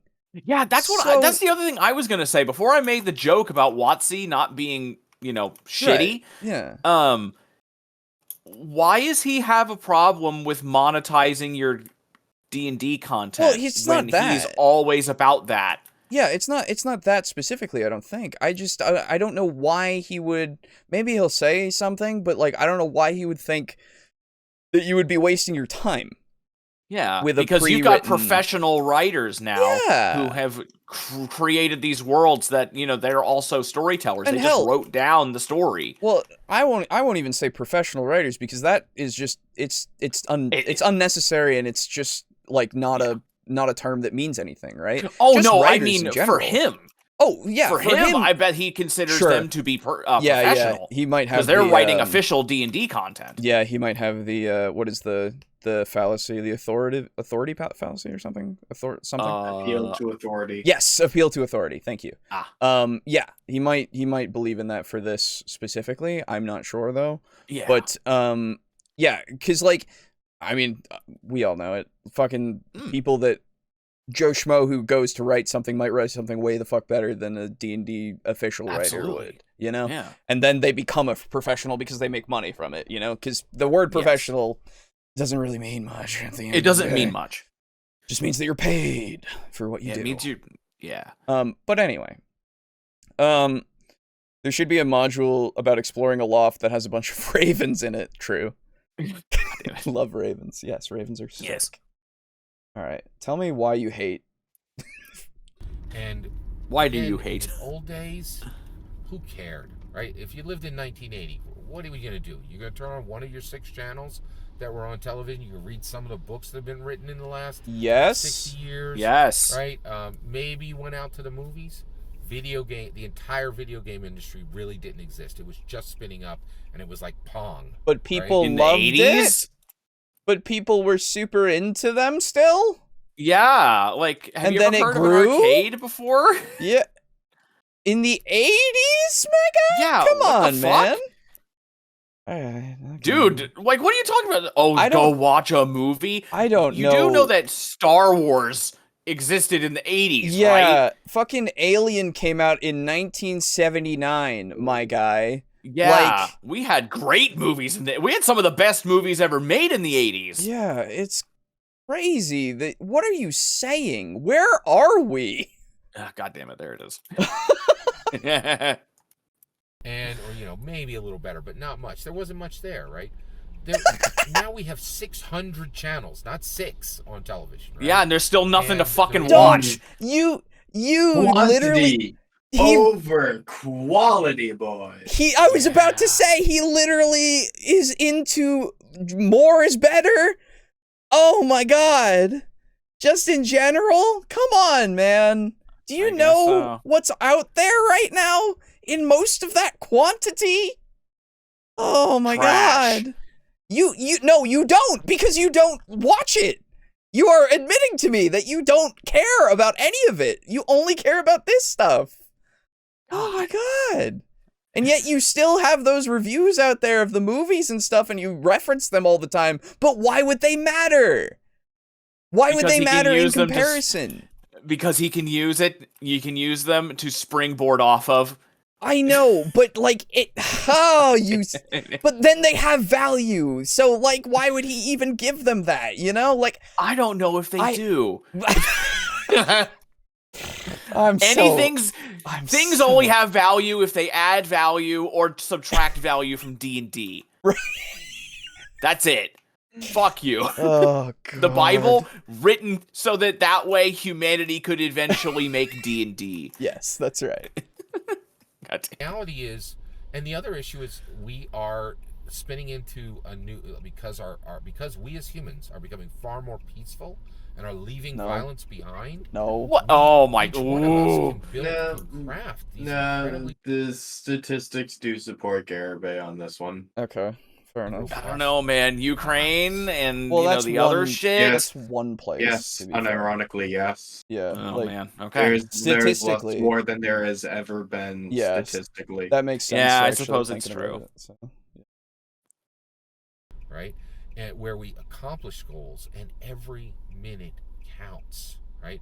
We only got 70, 90, 110 years on this planet. That's it. Then now. I'll have eternity after that. Oh god! Surprise religion! What? Wait. What did he say? And then I'll have eternity after that. Very smugly. Oh my god! I don't. Okay, I'm moving past it. I don't care. Fuck yeah! Surprise religion! I need that square. But not everybody's got that, right? Like some people just got 110 years, and then it's the other place or nowhere. Please don't. Right? Just don't. I'm very confident in my faith, but I think a lot of people are like, "Oh, I'll just go into nothingness." Right, so No, I don't want to engage with this. We're not going to talk about it. Oh. No, I don't want to engage with this. It is so unnecessary. It's really fucking stupid. I just don't care. You're right. I think I would. Care. Well, you know what I will say? Alejo, I will say though that the whole series of Garibay is us just kind of punching down. It's sure, but at the same time, there's nothing that we've already said that hasn't been said, about this specifically. Like, it's not there's nothing left here. The thing that I will say is that I think I would rather take nothingness than an eternity where Garibay exists alongside me. Sure. I don't give a shit about any of that. Ugh. I'm not on a clock, but you are. You might be. Oh right? my god. You were saying you didn't want to engage with it? I don't. I'm letting him go. Good. I'm just letting him go. You stop. Okay. Very good. Because there's nothing else to say other than shut up. I don't care. The mirth he derives. I know. It's disgusting. That's what it is. And I just don't care. Yeah. Dragons and heavy. So even I'm on the clock for Dungeons and Dragons, right? So basically, it's you can't waste people's time. So if you get this I agree wrong, with that. You are wasting, and you are waste a lot of time, right? It's 4 players. with a 2 to 4 hour game. Let's say you're doing it right and you're running 2 hour games and not a 4 hour game. That's 8 Oh, hours. that's right? That's the correct way to play. 2 hours is right for a game? Man, his quests must have absolutely no substance to them. If he's able to routinely finish an entire quest in under 2 hours, what the fuck? Sounds like nothing is happening. Oh. Alejo, calm down. Hours of people's time you're wasting each session, right? If you run for even 3 months, right? That's 32 hours. That's close to it's 96 hours, almost 100 hours of. Okay. Oh my god. Time is very important to me in the aspect of I don't like wasting it. I find value in what I do because I don't feel like I'm wasting time when I'm enjoying myself with something or when I feel like I'm accomplishing something. You can't fucking sit there and tell me that I need to run games for 2 hours. Otherwise, I'm wasting time. And even then, I'm wasting a lot of time. Fuck you. I can have as much or as little fun as I want to with my life because it's my time. And if somebody else wants to share that with me, then great. I'm happy about that. We can have a good time together. It's limited, but it doesn't mean it doesn't have value. Fuck off. I'm sorry. I don't know. I know. I'm just trying to fucking. No, I know. I just but the movie though. Yeah, but Friday the 13th. I'm having a good time watching that with Aiden. It's funny, and even though we're suffering through most of it, it's still worth it to me, especially since I'm recording it. Yeah, fair. And I chose this, so you know what? At the end of the day, how could I really go, fuck, where did all my time go? Oh, I chose it. Oh, yeah. I chose to squander it. I'm so like, I'm sorry. No, you're good. Dude, we've gotten fucking pissed at other shit. I know. And we are very familiar with your thoughts on time. Yeah. I agree that time is limited. It is the only thing we can't get back. I know. It's just, anyway. It's the whole religion thing and then doing this. Like, it's like, fuck you. I don't need this, Yeah. I don't need this. Yeah. Of these people's lives, they will never get back because they wasted them on your desiccated game because you didn't take the time to master storytelling. Right? Whatever. So that's the part that happens if you get this wrong, and you want to get it right. Right? So the reality is, we call people to the life path of Dungeon Master. There it is. Carefully, hesitantly. Do they have the intellectual structure, right? Oh, that's gatekeeper. That's gatekeeper. Absolutely. Oh, yeah. And yeah, that's a new one. Sickening. Are they just going to burn themselves out, struggling to play intellectual D&D? structure, my guy? Oh, Ableism is not a fantastic look on you, it Mr. really Garibay. isn't. Holy God. Could you fuck right off forever, man? In order to master these disciplines, right? Do they have a strong heart? If they find... Do they have a weak, palpitating heart? Disgusting. Cringe. And so basically, we really do not call people to dungeon mastering lightly. All that's my opinion. He didn't say humble opinion this time, so it's not humble. How do you never manage is, but fuck the difference me. between writing and storytelling? It's critically different. What do you do to make sure that you are able to unlock your inspiration at a moment's notice and tell compelling stories within the stories?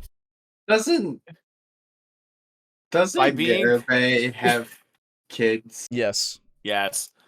Yes, he is married, happily married with kids. Yes. Okay. Yep. Yeah. Right? You wrote, but then adding compelling stories within the story. How do you get there, right? I'd love to hear your thoughts on what you do. Let me know in the comments below. Please consider liking and subscribing, and have a wonderful millennium. Well, I'm gonna have a wonderful millennium, actually. Thank you. Oh, okay? Yeah, that joke is the joke is totally done. I get you. The millennium. If you. Oh. Yeah. I thought you made a joke just then. I'm like, huh? I did. I missed something. No, I was saying it doesn't matter. I'm not gonna explain the joke. Okay. It didn't land. No, Alejo might not be overly fond of me making this point. Oh boy. But that's fine. I'm willing to accept that risk. Okay. I hope that Garibay is right about the afterlife. Sure. Solely so that when he gets to heaven and God says, "And what did you do with your life, little one?" He says, "I was a storyteller." And God will just go, "Oh. No, you weren't. I made an entire world for you, and you sat in a basement and pretended, okay." Yeah. Oh, Sure. And you were elitist about it. Oh, it Oh, gets good. better. Sure. Yeah. Let's see. How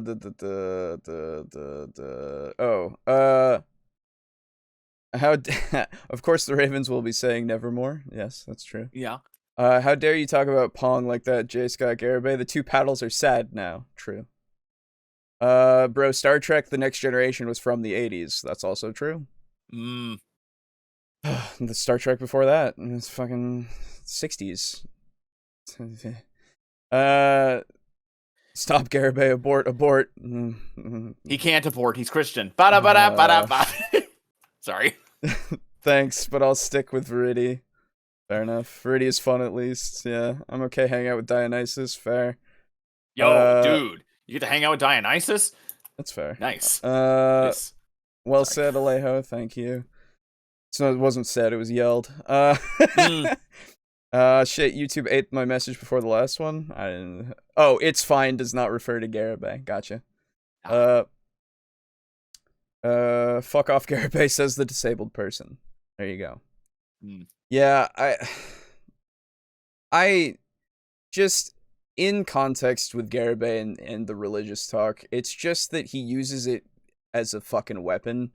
And yeah, I he don't just uses like it that. as a cudgel. I don't want to engage with that because I don't want to give it the time of day, you know? Yeah. Because it can't do anything to me if I don't engage with it, you know? Yeah. And it doesn't do anything to anybody else if I just fucking don't care. And then he got onto time. And then he got onto time, and that's where I fucking flew off the handle because it's both. Yes. But also time is way more important. Because that's your territory. It's way more important to me. Yeah. Alejandro Juan Luis, time is valuable. Martinez. Yeah. Sure. Sure. I love that Silt Strider, man. Yeah, that Silt Strider is great. But yeah, I don't know. Fucking Garibay. No. So that's the last bullet point. Thank fuck. That's the last of the 10 demandments that we have renamed them. Yeah. From Garibay that you and I must follow.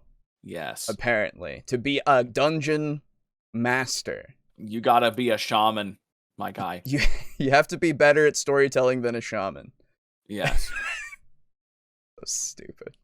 They didn't even have words like Gat and Rizzler. So what the fuck do they know? Yeah. So dumb. Okay, so I feel like I need to preface this to the people watching because I know you guys know. I don't know if they know. I'm saying these cringe, awful, fucking Gen Alpha slang words because it gets on these guys and me. We hate them, and I hate them. I but just they don't are very funny. understand them. That's all. I don't either, man. I just have don't. no idea I have no idea what skibbity means. None. I don't care to, because it's not Me going to neither. enter my vocabulary, probably. Yeah. And I'm not talking to people who say that, so. Yeah. But, anyway, okay. Now, I do have a companion piece to this. Oh. A companion piece from Guy. Oh, no. But it's in direct opposition. Oh. Direct opposition. This was something that, Aiden, you pointed out to me. When we were covering Guy at one point, it was a recommended video that you said, hey, we could do this with the last one. And I said, yes, we can. So we'll get to that. We will get to that in a bit. But for now, at the moment, I'm going to do our midpoint stuff. So get up, have a drink, do whatever you want. And don't listen to me tell you about things. So, hey, you out there, we have a show that we do. This is it. Oh my God, you're listening to it potentially, or watching it, probably. And we have many ways that that's right, you could support us. If you would like to. Us. That's right. With money. Yes, I said it. Money. So we have, of course, a Patreon like every single person out there. Even your dad. I know your dad does because I'm not your dad. Anyway, I thought you were going to say he was. Nope, I'm not. Damn it. And we also have a Ko-fi. You can join them to become table flippers and support us financially for as little as $1 a month. And you get access to all of the benefits, except for if you're in tier 1 with that $1, you don't get a shout out of your name. But that's fine. You still get shown, and I thank you anyway. Excuse me. So, even though you could be doing so much more. God damn it. You could be so much more. Wasted potential. What a shame. And by potential, I mean potential money giver. Yes. Very good. I hate everything. Okay. So, that being said, thank you to our table flippers currently on Patreon, who are in tier 4, that being Draco Kraken, Mog Zero, Rick, aka Unit Rico, Slazer, and Steely, for those $15 that you give. Appreciate ya. And, of course, thank you to tier 2, that being Crimson Rose Armok, aka Lux. Thank you as well. And last but not least, of course, our tier 1 contributor. Like I said, you can join. Link is in the description, as always, whether you're on the video version or the audio-only version, because I promise you the audio-only versions are coming out. I just fell behind real bad. So, other than that, you can go over to our website, get our dice through a little PayPal transaction, and I will send them out to you personally. I'll give you a little envelope in the mail, and they'll have your dice in it, and you'll go, whoa, these are dice, and I'll go, I'm not here, actually, so. Yeah. So, that's in the description as well, if you want to go over there. There's also other ways that you can see on here to support us. Of course, it's the support us page. What else would be there? And, of course, you can go over to TeePublic, get our logo on stuff. If you want to, go for it. It's there. It's all there for you. And last but not least, of course, you can go over to Humble Bundle using our link in the description so that you can buy whatever you want on the store, whether it be... Where's my Humble logo? Oh my God, my brain is on fire. Here it is. Whether it be through bundles, through the choice, through the store itself, you can support us as well as Tabletop Alliance, who has a link in our description as well, so you can find out about their charitable works they do with tabletop stuff. Call of Cthulhu bundle is still going on right now, and it will be going on by the time this video goes up.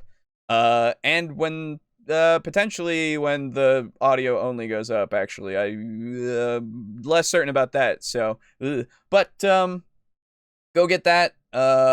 It's a bunch of good stuff for, I think, $25 for 25 things. It's fucking worth it. Go get it. Call of Cthulhu is great. Yes. Other than that, whatever you want, really. Go hog wild. Go find to your heart's content. Humble Bundle is a great site. I love it so. He does. He's got like 3,000 games. I've got a few games. He has a few, yes. So, that being said, let's move on. So as I go over here and so this is about not being a storyteller or not improving? No. What has been the theme throughout all of these bullet points that we have covered? That DMing is a thing, a big deal. Yes, it's a big deal, and it's not for the faint of heart. It's not for the weak. It's not for the meek. It's for everyone who gets the call, right? This video from Guy on how to be a great GM says, in its title even, anybody can be a great GM. Yes! Anyone can GM right now. I thought it was going to be closer to what I said. I'm basically the same, but you know... Basically the same, but it's not the same. So fuck you. No. That's right. Sorry. Yes. So, oh yes. Also join the Discord if you haven't. True. We also have a Discord. You can go in the Discord if you want to. The link is in the description. We tried to be more active. Nothing happens in the Discord. Yeah. Don't worry. But you can get the you can get memes though. Yeah, and memes and Gara 8 Ball. Those are in there, and those are worth it. So go in there. Anyway, blessed are the meek, but they can't be DMs. That's right. So, yes, here we go. This is anyone can GM right now, and I agree. Since this week's video is all about taking your first steps as a GM, I thought this Kickstarter, which came across my desk the other day, would be absolutely perfect to look at if you are serious about getting into it. Now, it's called Patero's Tome of Adventure. And Patero is someone who's been very, very, very busy because this is a 300-page plus book of adventures. It's packed with at least 12. Now, I say at least 12 because as the stretch goals get unlocked, they add more and more adventures. And it's beautifully laid out. You get all of these different types of adventures. There's all sorts of pledge options for you to look at. There is a PDF that's available. You can choose your favorite VTT to get a license for that VTT. Wow. So you have no excuse not to use this book. It's crammed with a few new monsters per adventure, a few new magical items, new ideas. It's just really, really cool. And of course, there are so many extra bonuses that you get too. Some nice shiny dice, some player handout maps, player prompts. It's just awesome and lots. Nice. Just looking it up and making sure to see if it's still going at time of recording. I don't think it is. No, it is not a thing that you can pledge to, but you can pre-order through it, through Kickstarter. And but it got $47,354 out of their goal of 10,000. Wow. So they super did it. Yeah, good for them. Good for them. Yeah. So link to that will be in his video. So link to his video is in our description. So go there to get there, or search it up. I don't know. I'm not your dad. To battle maps as well. So I would really, really recommend that if you are interested in starting to explore this idea of being a GM, come and support Patero's Tome of Adventure on Kickstarter now. In the next few minutes, you are going to GM your first game if you haven't ever done it before. Holy fuck. And you don't need anybody around the table, just you and me and this video. Let's do it! This is interesting. Jesus, calm down. Okay. Hello and welcome to this episode of How to Be a Great GM. My name is Guy, and today, if you have never GM'd before, if you are worried about GMing, if you are afraid to GM, if you think you can't do it, if you are someone who says, I don't have a good imagination, I don't know what to do, I panic, I this, I that, we are going to roleplay right now. Well, in a little bit, once I've explained to you the concept. So, all I need you to do is clear your mind, clear the space that you're in, just focus on the video. And more importantly, focus on my voice. No, seriously. Just relax. Sit back. We're going to have some fun today. That's all that today's video is about. If you're hoping to learn something, well, maybe if you've never GM'd before, you'll learn that you can actually GM. All right. So, in your calm space, I want you to describe a small room. It must have 2 doors and a single window. Go ahead. Describe it. All right, Alejo, since you're the scaredy baby DM every time, we've already established this. Please. This is true. Please do so. Okay. So a small room that has 2 doors at least. Okay. 2 doors and a window. Oh, and a window? Sorry, I missed that. Yes. Okay. Small door, small room, 2 doors, window. Right. Okay. Yeah. So you enter through like a contemporary kind of door. Like one that goes on the front of a house, right? Kind of like a rectangular slice of wood. Yes, something like that. But like it's been varnished, so it's kind of shines. Okay. As you open it, and there's no like storm door that is on the outside. They apparently don't get storms enough in this area to warrant one. And once you open the door, inside the threshold you see carpet. It's like a orangey brownish color, and it's very, very furry, you know? It's one of those shag carpets. Ooh, yo. Yeah. And you can see that it hasn't been vacuumed recently, so you can see kind of dust and dirt that's kind of stuck out from like where somebody has tracked their shoes through it. Okay, disgusting, yes. Yep. You see that across the room, there's another door that's that seems to be painted into looking like a kind of like a cobblestone looking door, but it was painted that way. You can tell it's wood from here. Okay.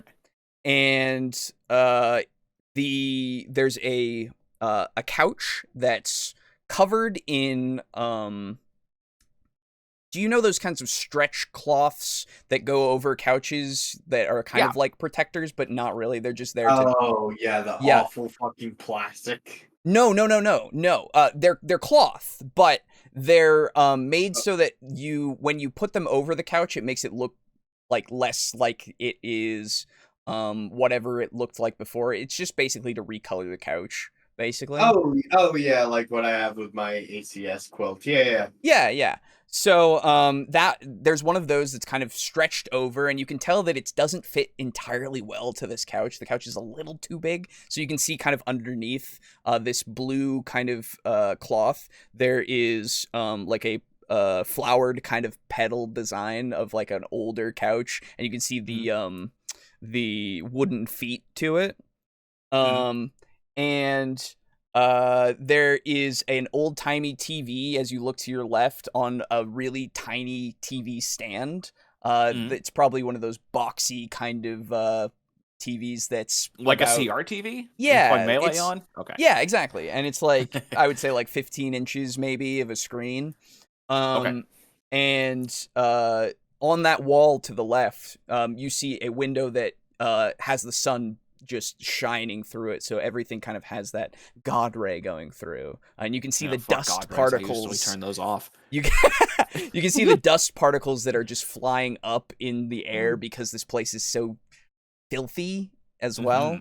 Just foul, disgusting, cringe. Yeah, and but you also like smell that mustiness, but there's also another smell. As you kind of enter in, you can kind of smell like a sour. This is taking a while. A sour. Sorry, you told me to describe something. I did. I wasn't expecting to walk into a fucking. I wasn't expecting to walk into a room.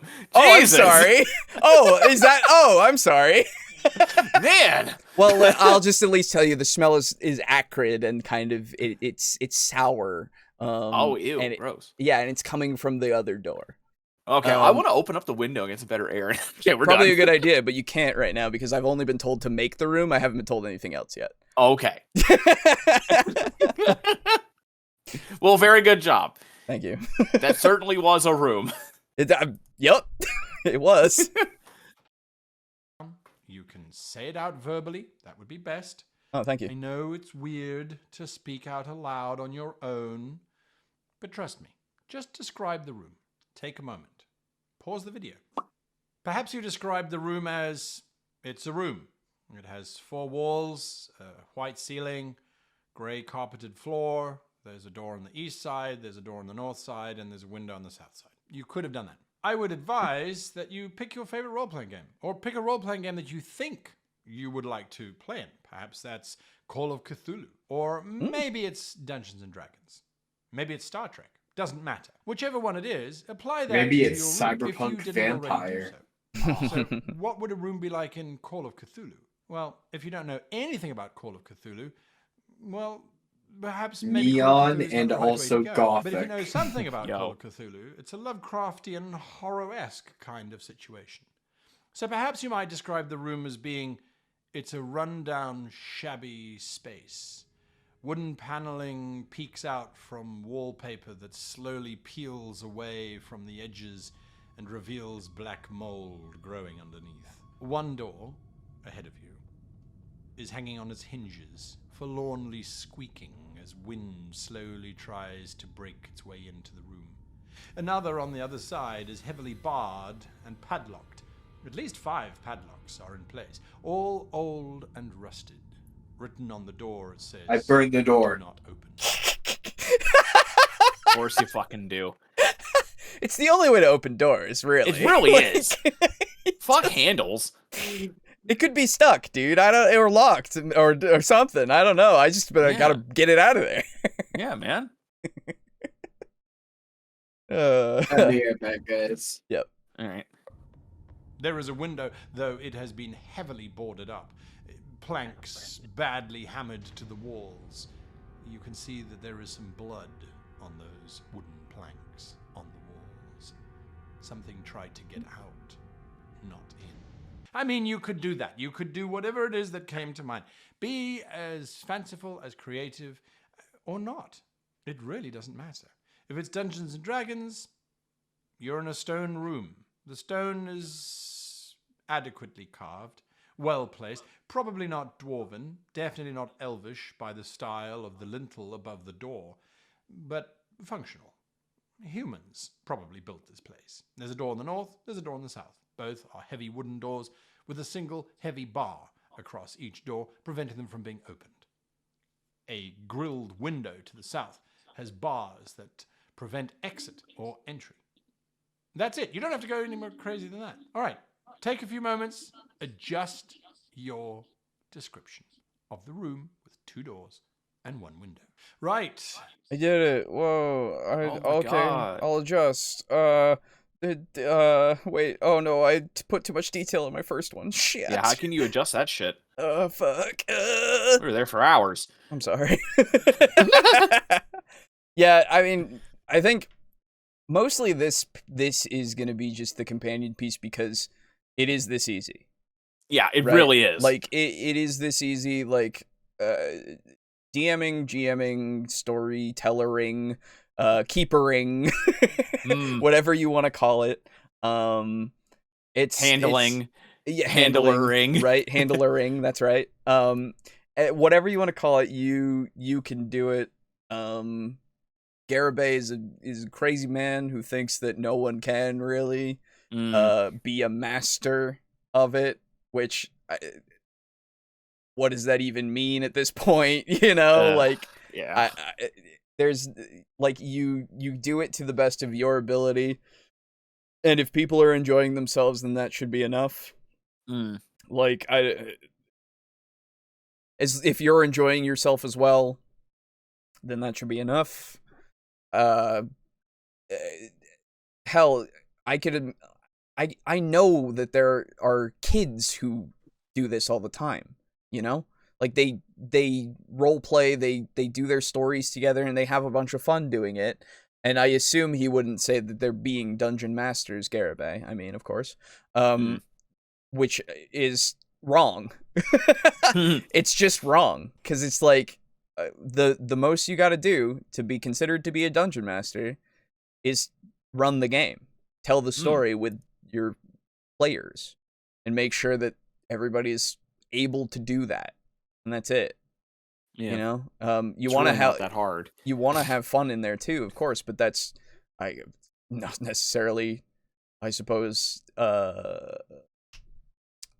inherent, right? Because you might not do something that's very fun, sure, but you're still doing it, and you can improve always. Many things. We'll see what I can do with this. Oh, Lux. Oh boy, here we go. Guys, just so fun after sitting through Garibay. Yes. Actually, this sounds like a free comment template. I'll just save it. There you go. The room has been created, but time won't be implemented until the next update. Fair. All right, I'm going with a barracks room with bunks to either side. That's it for now. No time for detail. Painting a picture is something I want to get better at. Yeah, I'm not very good at it either. That's the thing. Like in the moment, I'll forget a lot of stuff.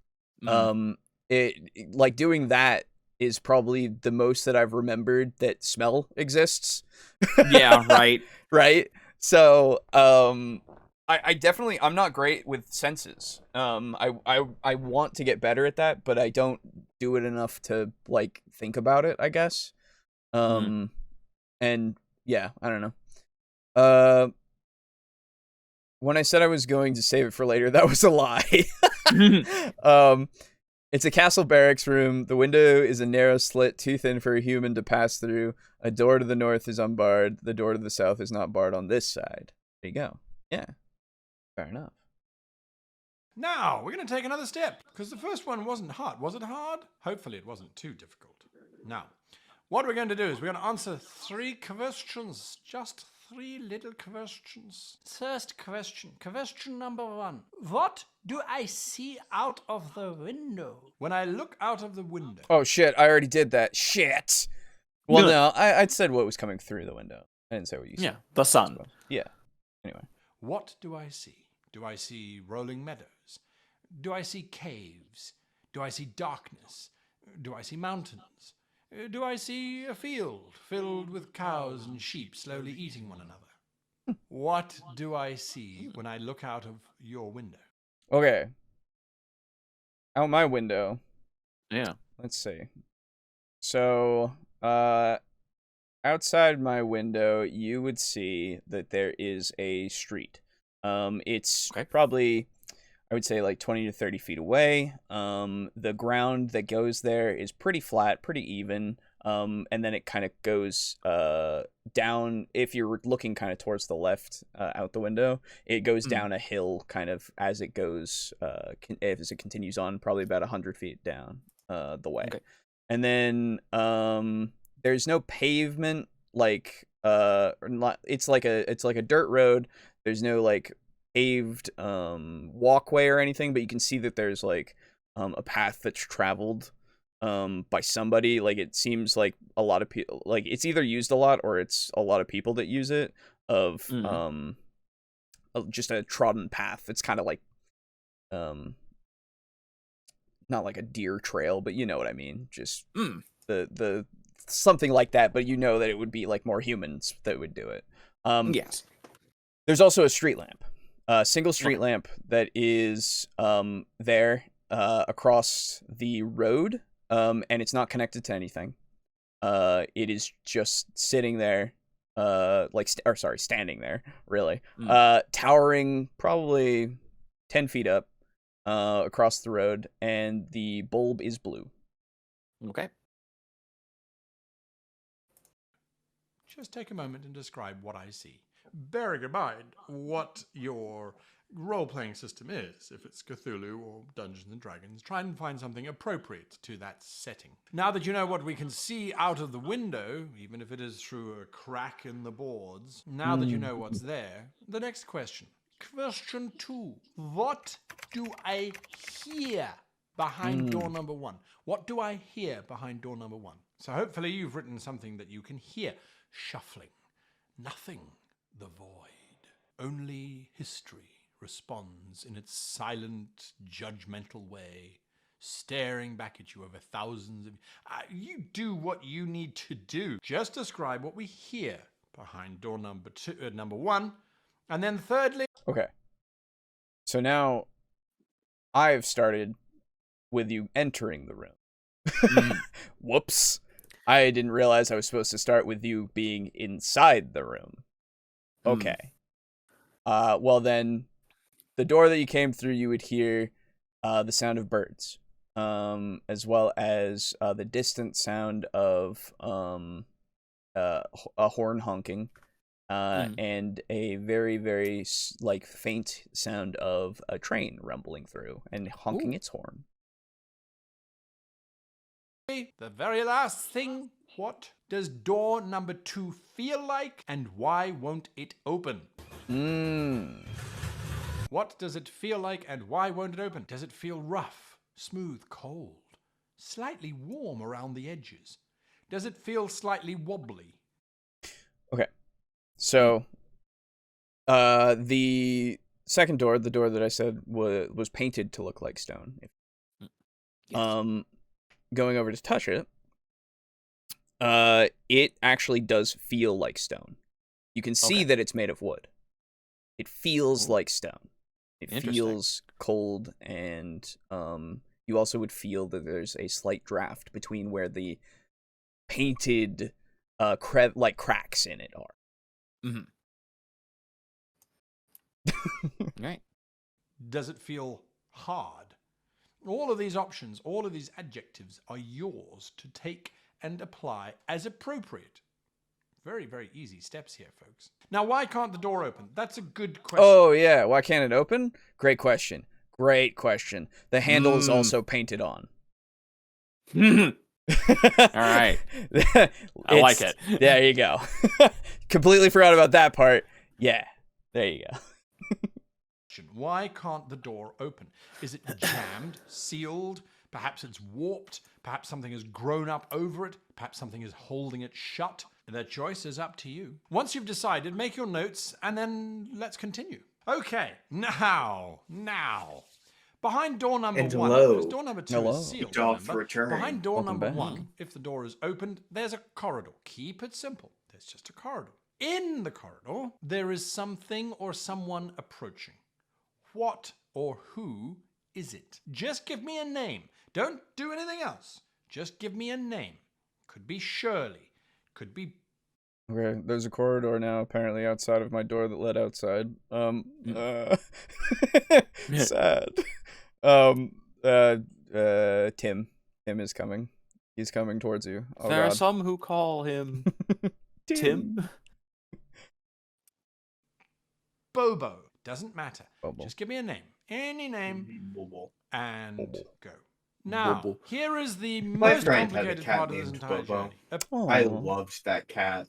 Bobo is a good name for a cat. He was so fucking cuddly and soft. Poofy fur. His name was Rambo, but everyone just called him Bobo. That makes sense. I like that. Apply OGAS. What is OGAS? Oh, I don't know what OGAS is. Panic! Okay. I'm running around in panic. I don't know what OGAS is. OGAS stands for occupation, goal, attitude, and stake. Depending on what you answer for those, depends on how the named character that's in the corridor may react to anybody opening the door that leads into the corridor. Let's go with O. An occupation. Give them an occupation. Tim. What is Tim's occupation? Gardener. Enchanter. Gardener. He's actually a herbomancer. Okay. Hey. I took what you both said and I combined it. Yeah. Could be as simple as a mailman. But again, try and make it appropriate to the genre that you're wanting to play in. If it's Dungeons and Dragons, mailman would possibly be better replaced with a courier. If it's Call of Cthulhu, mailman... A gardener might be better replaced with the herbomancer. Data processor? Droid, perhaps? Or maybe that feels more Star Wars. I don't know. Go ahead. Fill in their OGAS. What is their occupation? Once you've got their occupation, what's their goal? Now, their goal shouldn't necessarily be related to the occupation. Just because they happen to be a mailman doesn't mean that they want to deliver the mail. That's part of their occupation. Their job is to deliver the mail. So think more along the lines of what they would like to do when they're not doing their occupation. Perhaps it would be to take the dog for a walk. Or in your case, perhaps it's to take the dragon for a walk. Or to find the dragon.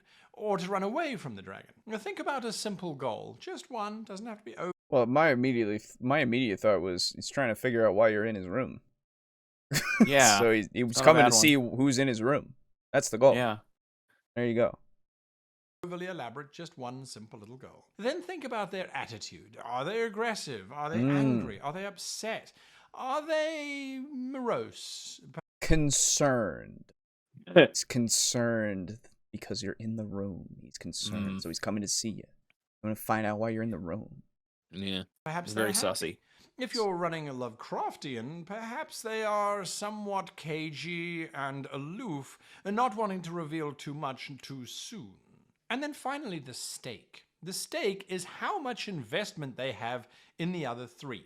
Do they have a low investment in their occupation, in which case delivering the mail, they don't care if they do or if they don't. But if they have a high stake in their occupation, then they are dedicated and will deliver the mail come rain, snow, hail, sunshine, operable services. That's right. That's why mailmen are the real American heroes. Yeah. That and truck drivers. Yeah, exactly. Tim is he's got a moderate stake in what's going on. Yeah. It's not exactly high just yet because he doesn't know everything, but you are in his room, and he's concerned with that. Whatever. They'll deliver it one way or another. But if the stake in their attitude is very high and they're very grumpy and they want to remain grumpy and no one is going to stop them from being grumpy because they're grumpy McGrumpface, well, then they stay grumpy regardless of what happens next. But if the stake is low in their grumpy attitude and really just a little joke will make them smile and forget all about their problems, well, then that's the right way to go. So now you know what OGAS is. Apply it to the person. I'd never heard of that before, but that's a good little thing. I like that. Added into our corridor. Now that you've got a person in the corridor or a thing in the corridor, it doesn't have to be a human being. It could be something appropriate to your setting. And you've got this room with a view of something that you've already described. Now all you need to do is come up with some kind of pressure, some kind of idea that the players are going to have to think about in terms of pressure. Is it that the creature in the corridor is going to attack because it's a madman and their occupation is eating people and their stake is really Cannibal well is done an occupation? over an open flame and preferably the entire body? Their stake is really high and they want to eat everything that they come across. Perhaps it is trying to get away from this thing in the corridor, something along those lines. But remember what was wrong with door number 2. It wouldn't open, would it? So that's going to put pressure onto our players to try and figure out what the hell to do with this madman in a corridor and a door that won't open. At the same time, perhaps it is that the room is slowly starting to fill with water pouring in from the ceiling, and they need to figure out a way to escape. Is it down the corridor, or do they try and get the locked door open? Or perhaps it's through the window. Okay. So, the pressure on the player in my scenario, you are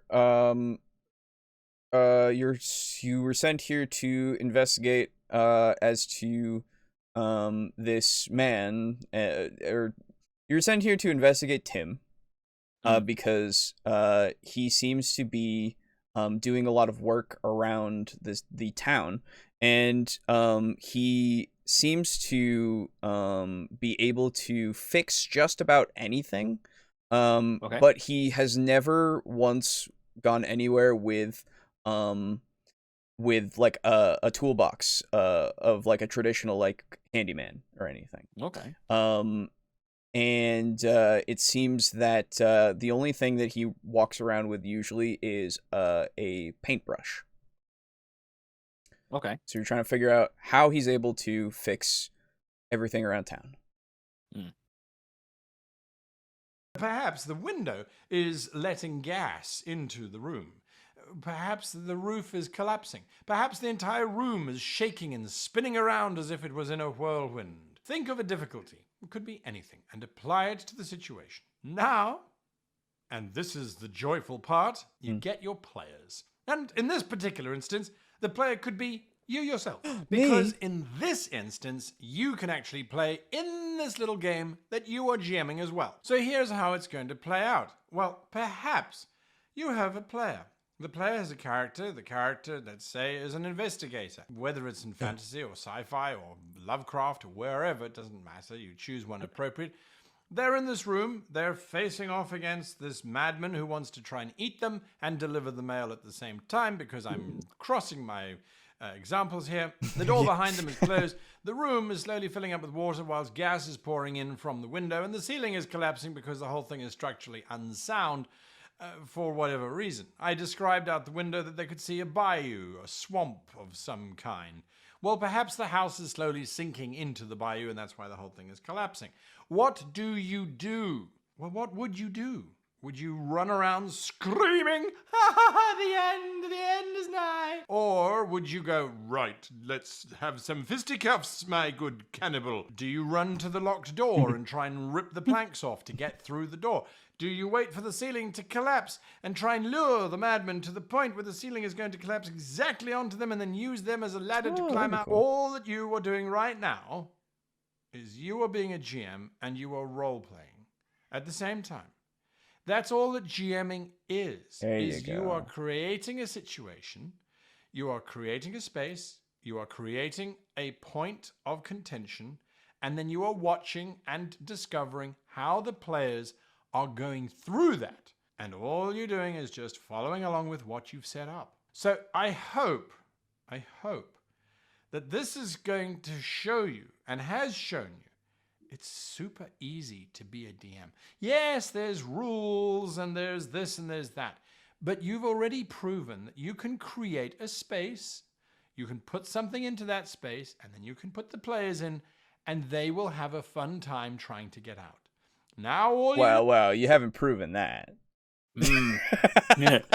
Sorry. Not to burst your bubble on trying to make me feel good, but I haven't proven that shit at all. No, but this is good. This is like a good, like, I would actually send this to somebody who's having trouble figuring out, like, if they can DM. Yeah. Like, this is fantastic for that, because it's literally just, you just got to get over that kind of, like, how do I start? You know? Yes. How do I start doing this? And this is a great way to just say, here's this very simple scenario, and then you just expand that into more later. Fucking great. But where does the part where he says you need to be careful about who you tell about D&D? Yeah, right. Yeah, I know. I'm wondering where all of the mental broken glass is that I'm supposed to rake my brain through. It's crazy. I don't see it anywhere. What's happening? Yeah, it's very, very strange. I don't know about this guy. Yeah, I don't know about Guy. Guys, he's like trying to make me feel like I can do things, and I don't know about that. Do is just create a series of those, and you decide. This one, it's terrible panic, it's danger. This one, it's relaxed. They're in a diner, and no one wants to do anything bad to them until they go into the back. And that's another space. And here someone does want to do something bad to them, or perhaps they are trying to do something and that causes someone to do something. Because OGAS is your friend. Every time you add an NPC, apply OGAS to them, and you'll be amazed to see it that they are the ones who are going to tell you what should be happening in your space. That's fair. If this inspired you to just try and run a little scenario, to use Japanese, a squashy scenario, a small little amount of a scenario, a little. It's probably Tsukoshi. Yeah, because it's phonetic. But okay, no, it's fine. Scenario. Then this video has done what it needed to do. If this was just an entertaining video, well, I mean, there's always that like button or the subscribe button if you're not yet already subscribed. But if this has inspired you to try and run your own game, even with just your parents or your mother or your sister or a significant other or your, well, maybe not your dog, because unless it involves treats, your dog is not likely to make really good input into your entire space. But you get the idea. Hit that like button or the subscribe button to get more. Until next time, a huge thank you to all of you for watching them all the way through to the end. A huge thank you to my patrons. And of course, as always, I wish you the happiest of gaming. Yeah. Yeah. Good. Yeah. Fucking go. It's in the description. I think I left it in the description right now. Go over to that video and like that video. If you like, because that's good. It's a good demonstration of how it can work. Yes, absolutely. It's very sound in just a very simple way for you to just understand how it works, because it is. You're just role playing at the same time as you're just putting these scenarios in front of you. Yeah. In front of other people or yourself as well. And you don't have to, flounder around about it too much. I do all the time. It's great. I go all the time, but it still works, kind of. Yeah.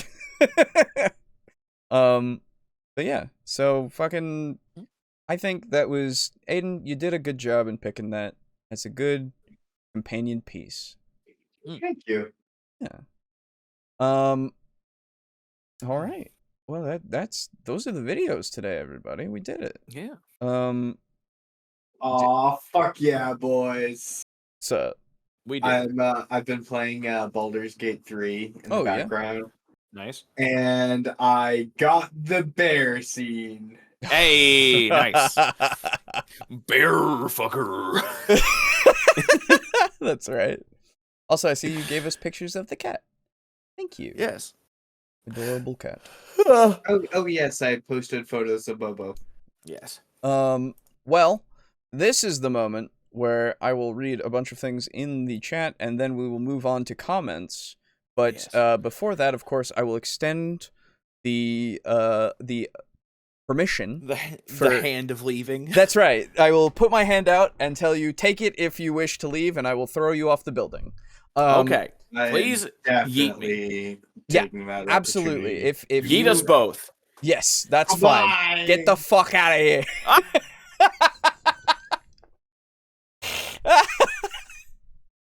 All right.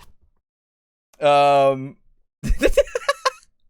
didn't expect both of them would leave. That works. Hey. But yes, please go and make sure that you like that video of guys. It is in the description, as is all of the videos that we ever cover.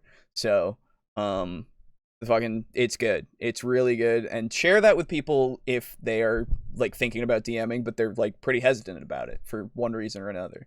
And cause that is great. That is a great little thing. Anyway, you guys were saying stuff while we were doing that, and I just want to make sure that I read that before I go to the comments. So, Papa, no, I am not your father. That was a while back. I just realized that I saw that. I didn't see that. Here we go. Lux, you said, you see a curtain wall below. Beyond it is a field of pale grayish-purple grass and a range of dark mountain rises in the distance towering the sky of dark. Nice. Alejo, is the paint on the door magic? How could you tell? Yes. The south door feels chill to the touch, not simply cold, but like the heat actively drains from you when you touch it. Something on the other side, like a bar, keeps it from opening. Yeah, I'm in the story. Oh yeah, Timothy. Sorry. I mean, not sorry, but like, I didn't even realize that I just said Tim. Anyway. Yes, Shirley is approaching. Shirley the Jester. Let's move it along. Fair enough. You would think she's an arcane researcher or a royal engineer, but she's actually a jester. Oh. Her goal is to meet with someone. As a jester, she's super dedicated. Who ever heard of a sad jester? You have, because you've heard of Shirley the sad jester. Oh.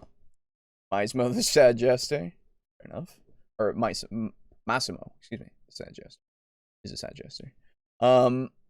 The pressure you need to find the secret is the pressure is you need to find the secret location of the lost MacGuffin so that a mad wizard will lift the curse upon a village. It is Sakoshi, but it does sound more like Skoshi when they say it. Kind of like how Desu sounds like Des. Really?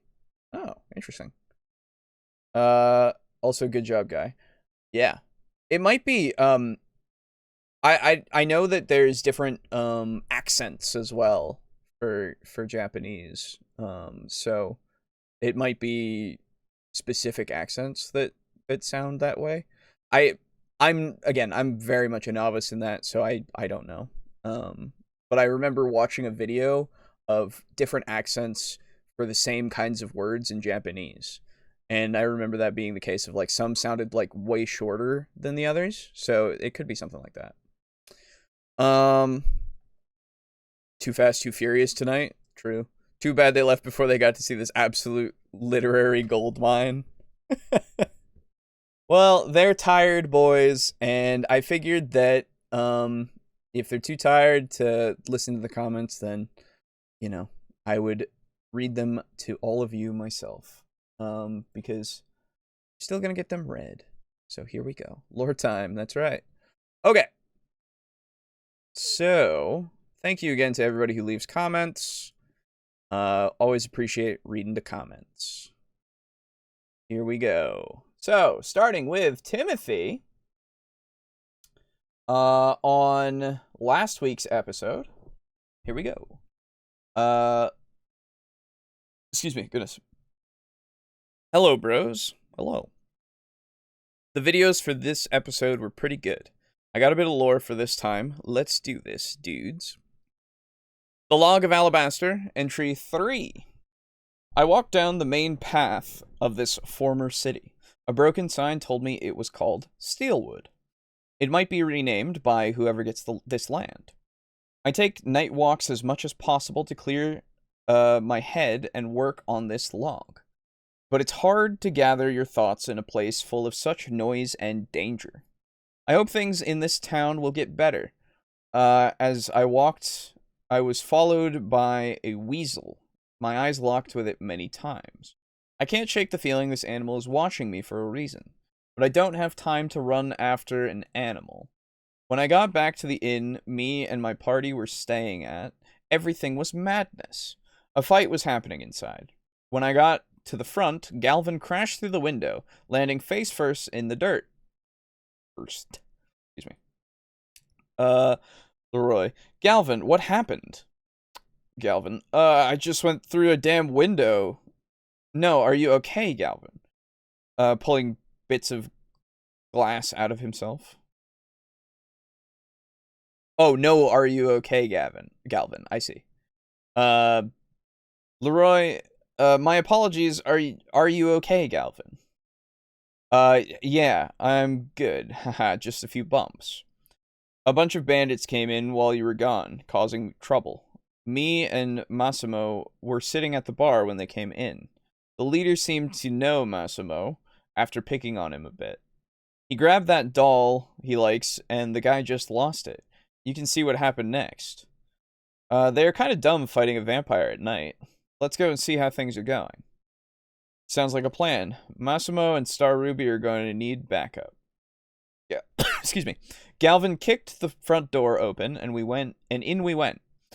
Star Ruby was battling 10 bandits in the center of the room, slashing and punching. Cuts in many places on his body. Massimo was choking one guy, holding him in the air, blood dripping from where Massimo's hand was. Massimo, you will not desecrate the doll my queen made for me. Tears falling from his face. Galvin jumped in to help Star Ruby, hitting one in the back of the head with a wine bottle. I looked over and saw another guy coming up on Massimo from behind. Leroy, Massimo, look out! Massimo then ducked a knife slash, spun around, and tossed the guy he was choking into the second. I hit a few more with ice spells. After about 10 more minutes, the fight died down. To my shock, none of the bandits were dead. The one with the chokeholds was close, but still alive. I assume chokehold in the chokehold. I started healing my party. Innkeeper, what is wrong with you jerks? My poor bar, as he was cleaning. Massimo sat holding his doll with a sad look on his face. Massimo, I'm sorry. I'm so sorry, Mr. Alabaster. I lose myself a lot these days. Leroy, think nothing of it. From what I heard, they started it. I then gave Massimo a jar of pig's blood to drink. I picked up when I was out. Star Ruby. Yeah, sorry for the mess, boss, but damn, remind me not to piss you off, looking at Massimo. Leroy, what's with all the sorries? It's fine. And you, innkeeper, I will fix the damage with the spell soon. On the topic of our job, I asked around about Targasius, but no luck yet. I did win some gold at a card game, however. Galvin, yay, we can eat. Leroy, we will eat indeed. I picked up food as well. That's all I got. Have a nice day. Thank you.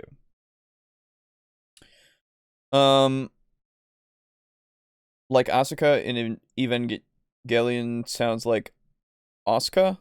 Oh, yeah, okay, fair enough. I've never watched Evangelion. So I didn't know that. Holes in his neck. Oh, from Massimo's hand. Oh god. Fair enough. Anyway, next, Unit Rico on last week's episode says, the small pre-written adventure in Fallout 2D20's book actually recommends asking for player input when you create the starting town. What's the economy based on? What's the government structure, etc. Initially, I was kind of skeptical about how useful and interesting it'd be, but our group ended up spending most of our session 0 brainstorming about how the town was based near an old dog toy factory, and the inhabitants used the stuff they found inside to lure and capture feral ghouls and put them in giant hamster wheels to generate power. Really cool stuff. That is, until I ran the first combat encounter that explicitly says the ghoul enemy fights to the death, and one of my players said, I want to capture him. I quickly realized I was going to need to do a lot of rewriting. JK, that's actually super fun, and I really need to ask them to play again. Also, congrats on the job, Alejo. Thank you. And that sounds fun. I like that. Yeah, because if they're all together in the starting town, that makes sense. I mean, it's the town they live in, so having them also shape it, that's good. I like that. Also, Lizardmen and other legacy races, Skaven demons, Chaos Dwarves, Dark Elves, and Vampire counts, as far as I know, will get free PDFs with rules for the old world, but won't get full support from the start. From what I've heard, that's because they're already in AOS. Either way, if they follow the older story, some of those factions will get involved, and I guess they'll get support in upcoming versions of the game, alongside new factions like Cathay and Kislev. Probably depending on how well the game sells, and considering it's apparently way outselling expectations, I'm very high on hopium for that happening. Fair enough. Okay. That makes sense. Yeah, it's just weird that they wouldn't have them have stuff immediately, but I guess if they just put the stuff out there later on, then it should be fine. At least they gave them the PDFs, but it's weird. It's just strange, that's all. I saw that Mr. C. Critty, nice, put a comment on session 1 of TableTalk's Devils and Dice, oh my god, telling when it starts, so that means, at least to me, that people are still finding Devils and Dice and listening to it, so that's pretty good. So thank you, Mr. C. Critty. I know that you probably won't see this because you were on that instead of on the show, but hey, thanks, if you do. Then Lux on last week's says, I won't be finishing lore today, so here's a comment. Overcoming fear doesn't necessarily mean not having the fear anymore. It means not letting it stop you from doing the thing you want to do. In the case of GMing, you ultimately just have to make the choice to do it. Of course, there's always the risk that anxiety will hurt your performance. The best thing to do about that, and I don't mean best in terms of effectiveness, I mean best in terms of being cool, is to recite the litany against fear. I must not fear. Fear is the mind killer. Fear is the little death that brings total obliteration. I will face my fear. I will permit it to pass over me and through me. And when it has gone past, I will turn the inner eye to see its path. Where the fear has gone, there will be nothing. Only I will remain. Just memorize that, recite it every time, and you'll be on your way to improving yourself as a person. And by improving yourself, I mean making yourself more badass. It might also help with the anxiety, I don't know. Good for you if it does, but being cool is what you should really be focusing on. Thank you, Lux. I'll try to be cool. and then Timothy on the first time we did Cassette Beasts. Hey. Hello, bros. Lore has hit me. Galvin POV. Let's go. Chapter name. Galvin loses at cards to a weasel man. Galvin sat with the rest of his party bored. Galvin, you know what I think I need, what do you think, what I think I need to get some fresh, bleh. You know what? I think I need to get some fresh air. Leroy, not really the best place to wander around did you forget the 20 bandits we had to fight off last night? I may not be a trained fighter, but I held my own last night. Yeah, but the last time I checked, very few wine bottles are just sitting on the ground to hit people with. Very funny. If it makes you feel better, how about I take, Massimo with me? He's from here and can tell me where to stay away from. Massimo. I'm okay with that. Leroy. Okay, fine, I guess. It's not fair for me to have all the fun on this job. You two go look for some lead on third chair Targasius, and let me know what you find. Also, don't die. Galvin. Great. Come, my vampire friend, let's have some fun. Haha. Massimo. After you, Mr. Galvin. As the two left, Leroy and Star Ruby looked at each other. Leroy, what did I just do? Star Ruby. Ha, we will see, boss. Galvin and Massimo walked down the main dirt path. Massimo. This city was amazing once. Shops selling goods of all kinds. Happy faces. Now it's just people struggling to survive.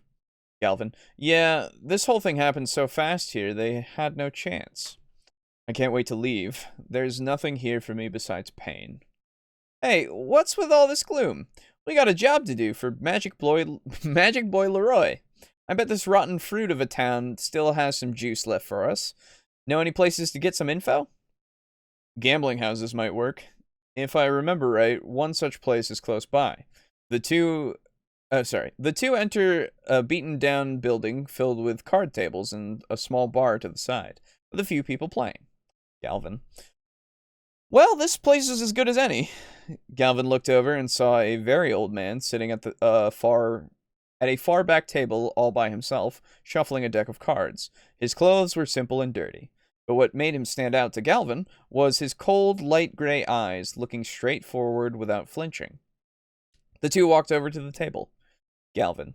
Hey, old-timer, want to play? The man spoke without looking up. Old man. That's why I'm here, Tabaxi. Galvin. Well, I shouldn't keep you waiting then. My name is Galvin, by the way. The old man cut the cards. Galvin, huh? Nice name. The man's voice was... Oh, I'm sorry. The man's voice was deep and hollow, as if it was coming from inside a cave. Excuse me. Galvin, huh? Nice name. I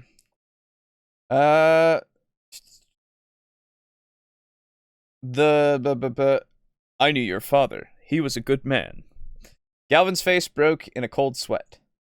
Galvin. What the hell are you talking about? I've never seen you before. How could you know my father? I'm well over 100.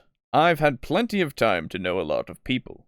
Plus, you were a newborn last time I saw him, so of course you never saw me. Well, I'm not sure if anyone told you, but he died years ago. I know that. Well, I'm not here to talk about myself, so... You need info, and you thought the oldest person here would know something. Simple logic for a simple feline. Hey, listen. You know, hey, listen. You... Oh, okay, I see. Hey, listen, you. How do you know all these things, huh? You're really starting to creep me out. Relax, and have a drink. The man waving his hand, two cups of wine showed up on the table. I know, because I saw your friend, going around town, asking questions. Leroy was his name, I think. He seems to have a down-to-earth mind, unlike the rest of the Alabaster family. Okay, hold on. Hold it. Excuse me. So you know Leroy's life now. Do you know the guy we need to find, Find? I do. Can you tell me? I will, if you win this hand. Pair of threes, old man. Sorry. I figured that he's... anyway, pair of threes. 3 kings. Damn it. Too bad. I'm done here. The old man turned into a weasel and ran out the door. No, wait, get back here. Massimo, we can't let him get away. Massimo. Right. But when the two got to the street, the weasel was gone, returning to the inn kind of pissed. Leroy, well, what did you find? Galvin, Leroy, out with it. Massimo, we met this magic user playing cards. Leroy's eyes opened wide. Who was it? Tell me now. Massimo, we didn't get his name, but he knew who we were. Galvin, yeah, he was like 100 or something. And he had these scary gray eyes, and he just turned into a weasel and ran off. Leroy fell into a chair, his face in his hands. Star Ruby, you okay, boss? Leroy looked up slowly. That was Targasis. Well, that's all I got. Have a nice day. Thank you. Cool. He can turn into a weasel. The more you know. And then Unit Rico on the Cassette Beasts episode. The Coliseum, responding, of course. The Coliseum being shown with Wonderful 7. He's responding to the Coliseum being shown with Wonderful 7. I see. They made a second list in 2007. It consists of the pyramids, Petra, the Coliseum, Cristo Redentor, Machu Picchu, the Great Wall, and the Taj Mahal. I think the game draws from both lists. Would have loved for them to just feature any wonder that's in the Civilization games, but then you'd probably have more art for a single move than you'd have for the monsters. True. To add another plus point to you both having the game's getting multiplayer support next month. Not entirely sure what all the features are, but it looks pretty neat. Cool. Good to know. Thank you. I will let Boo know about that. But that's why you see the Coliseum and stuff with that Wonderful 7 move. Okay. Because there's a second 7 Wonders of the World list? It's so weird. What? So we have 14 Wonders of the World, is what you're telling me? Silly. Targasis messed with Galvin because he felt like it. That makes sense. Fair enough. If you're like a powerful sorcerer, I mean, you can just do whatever the fuck you want, so fair enough. Alright, well, that does it for comments.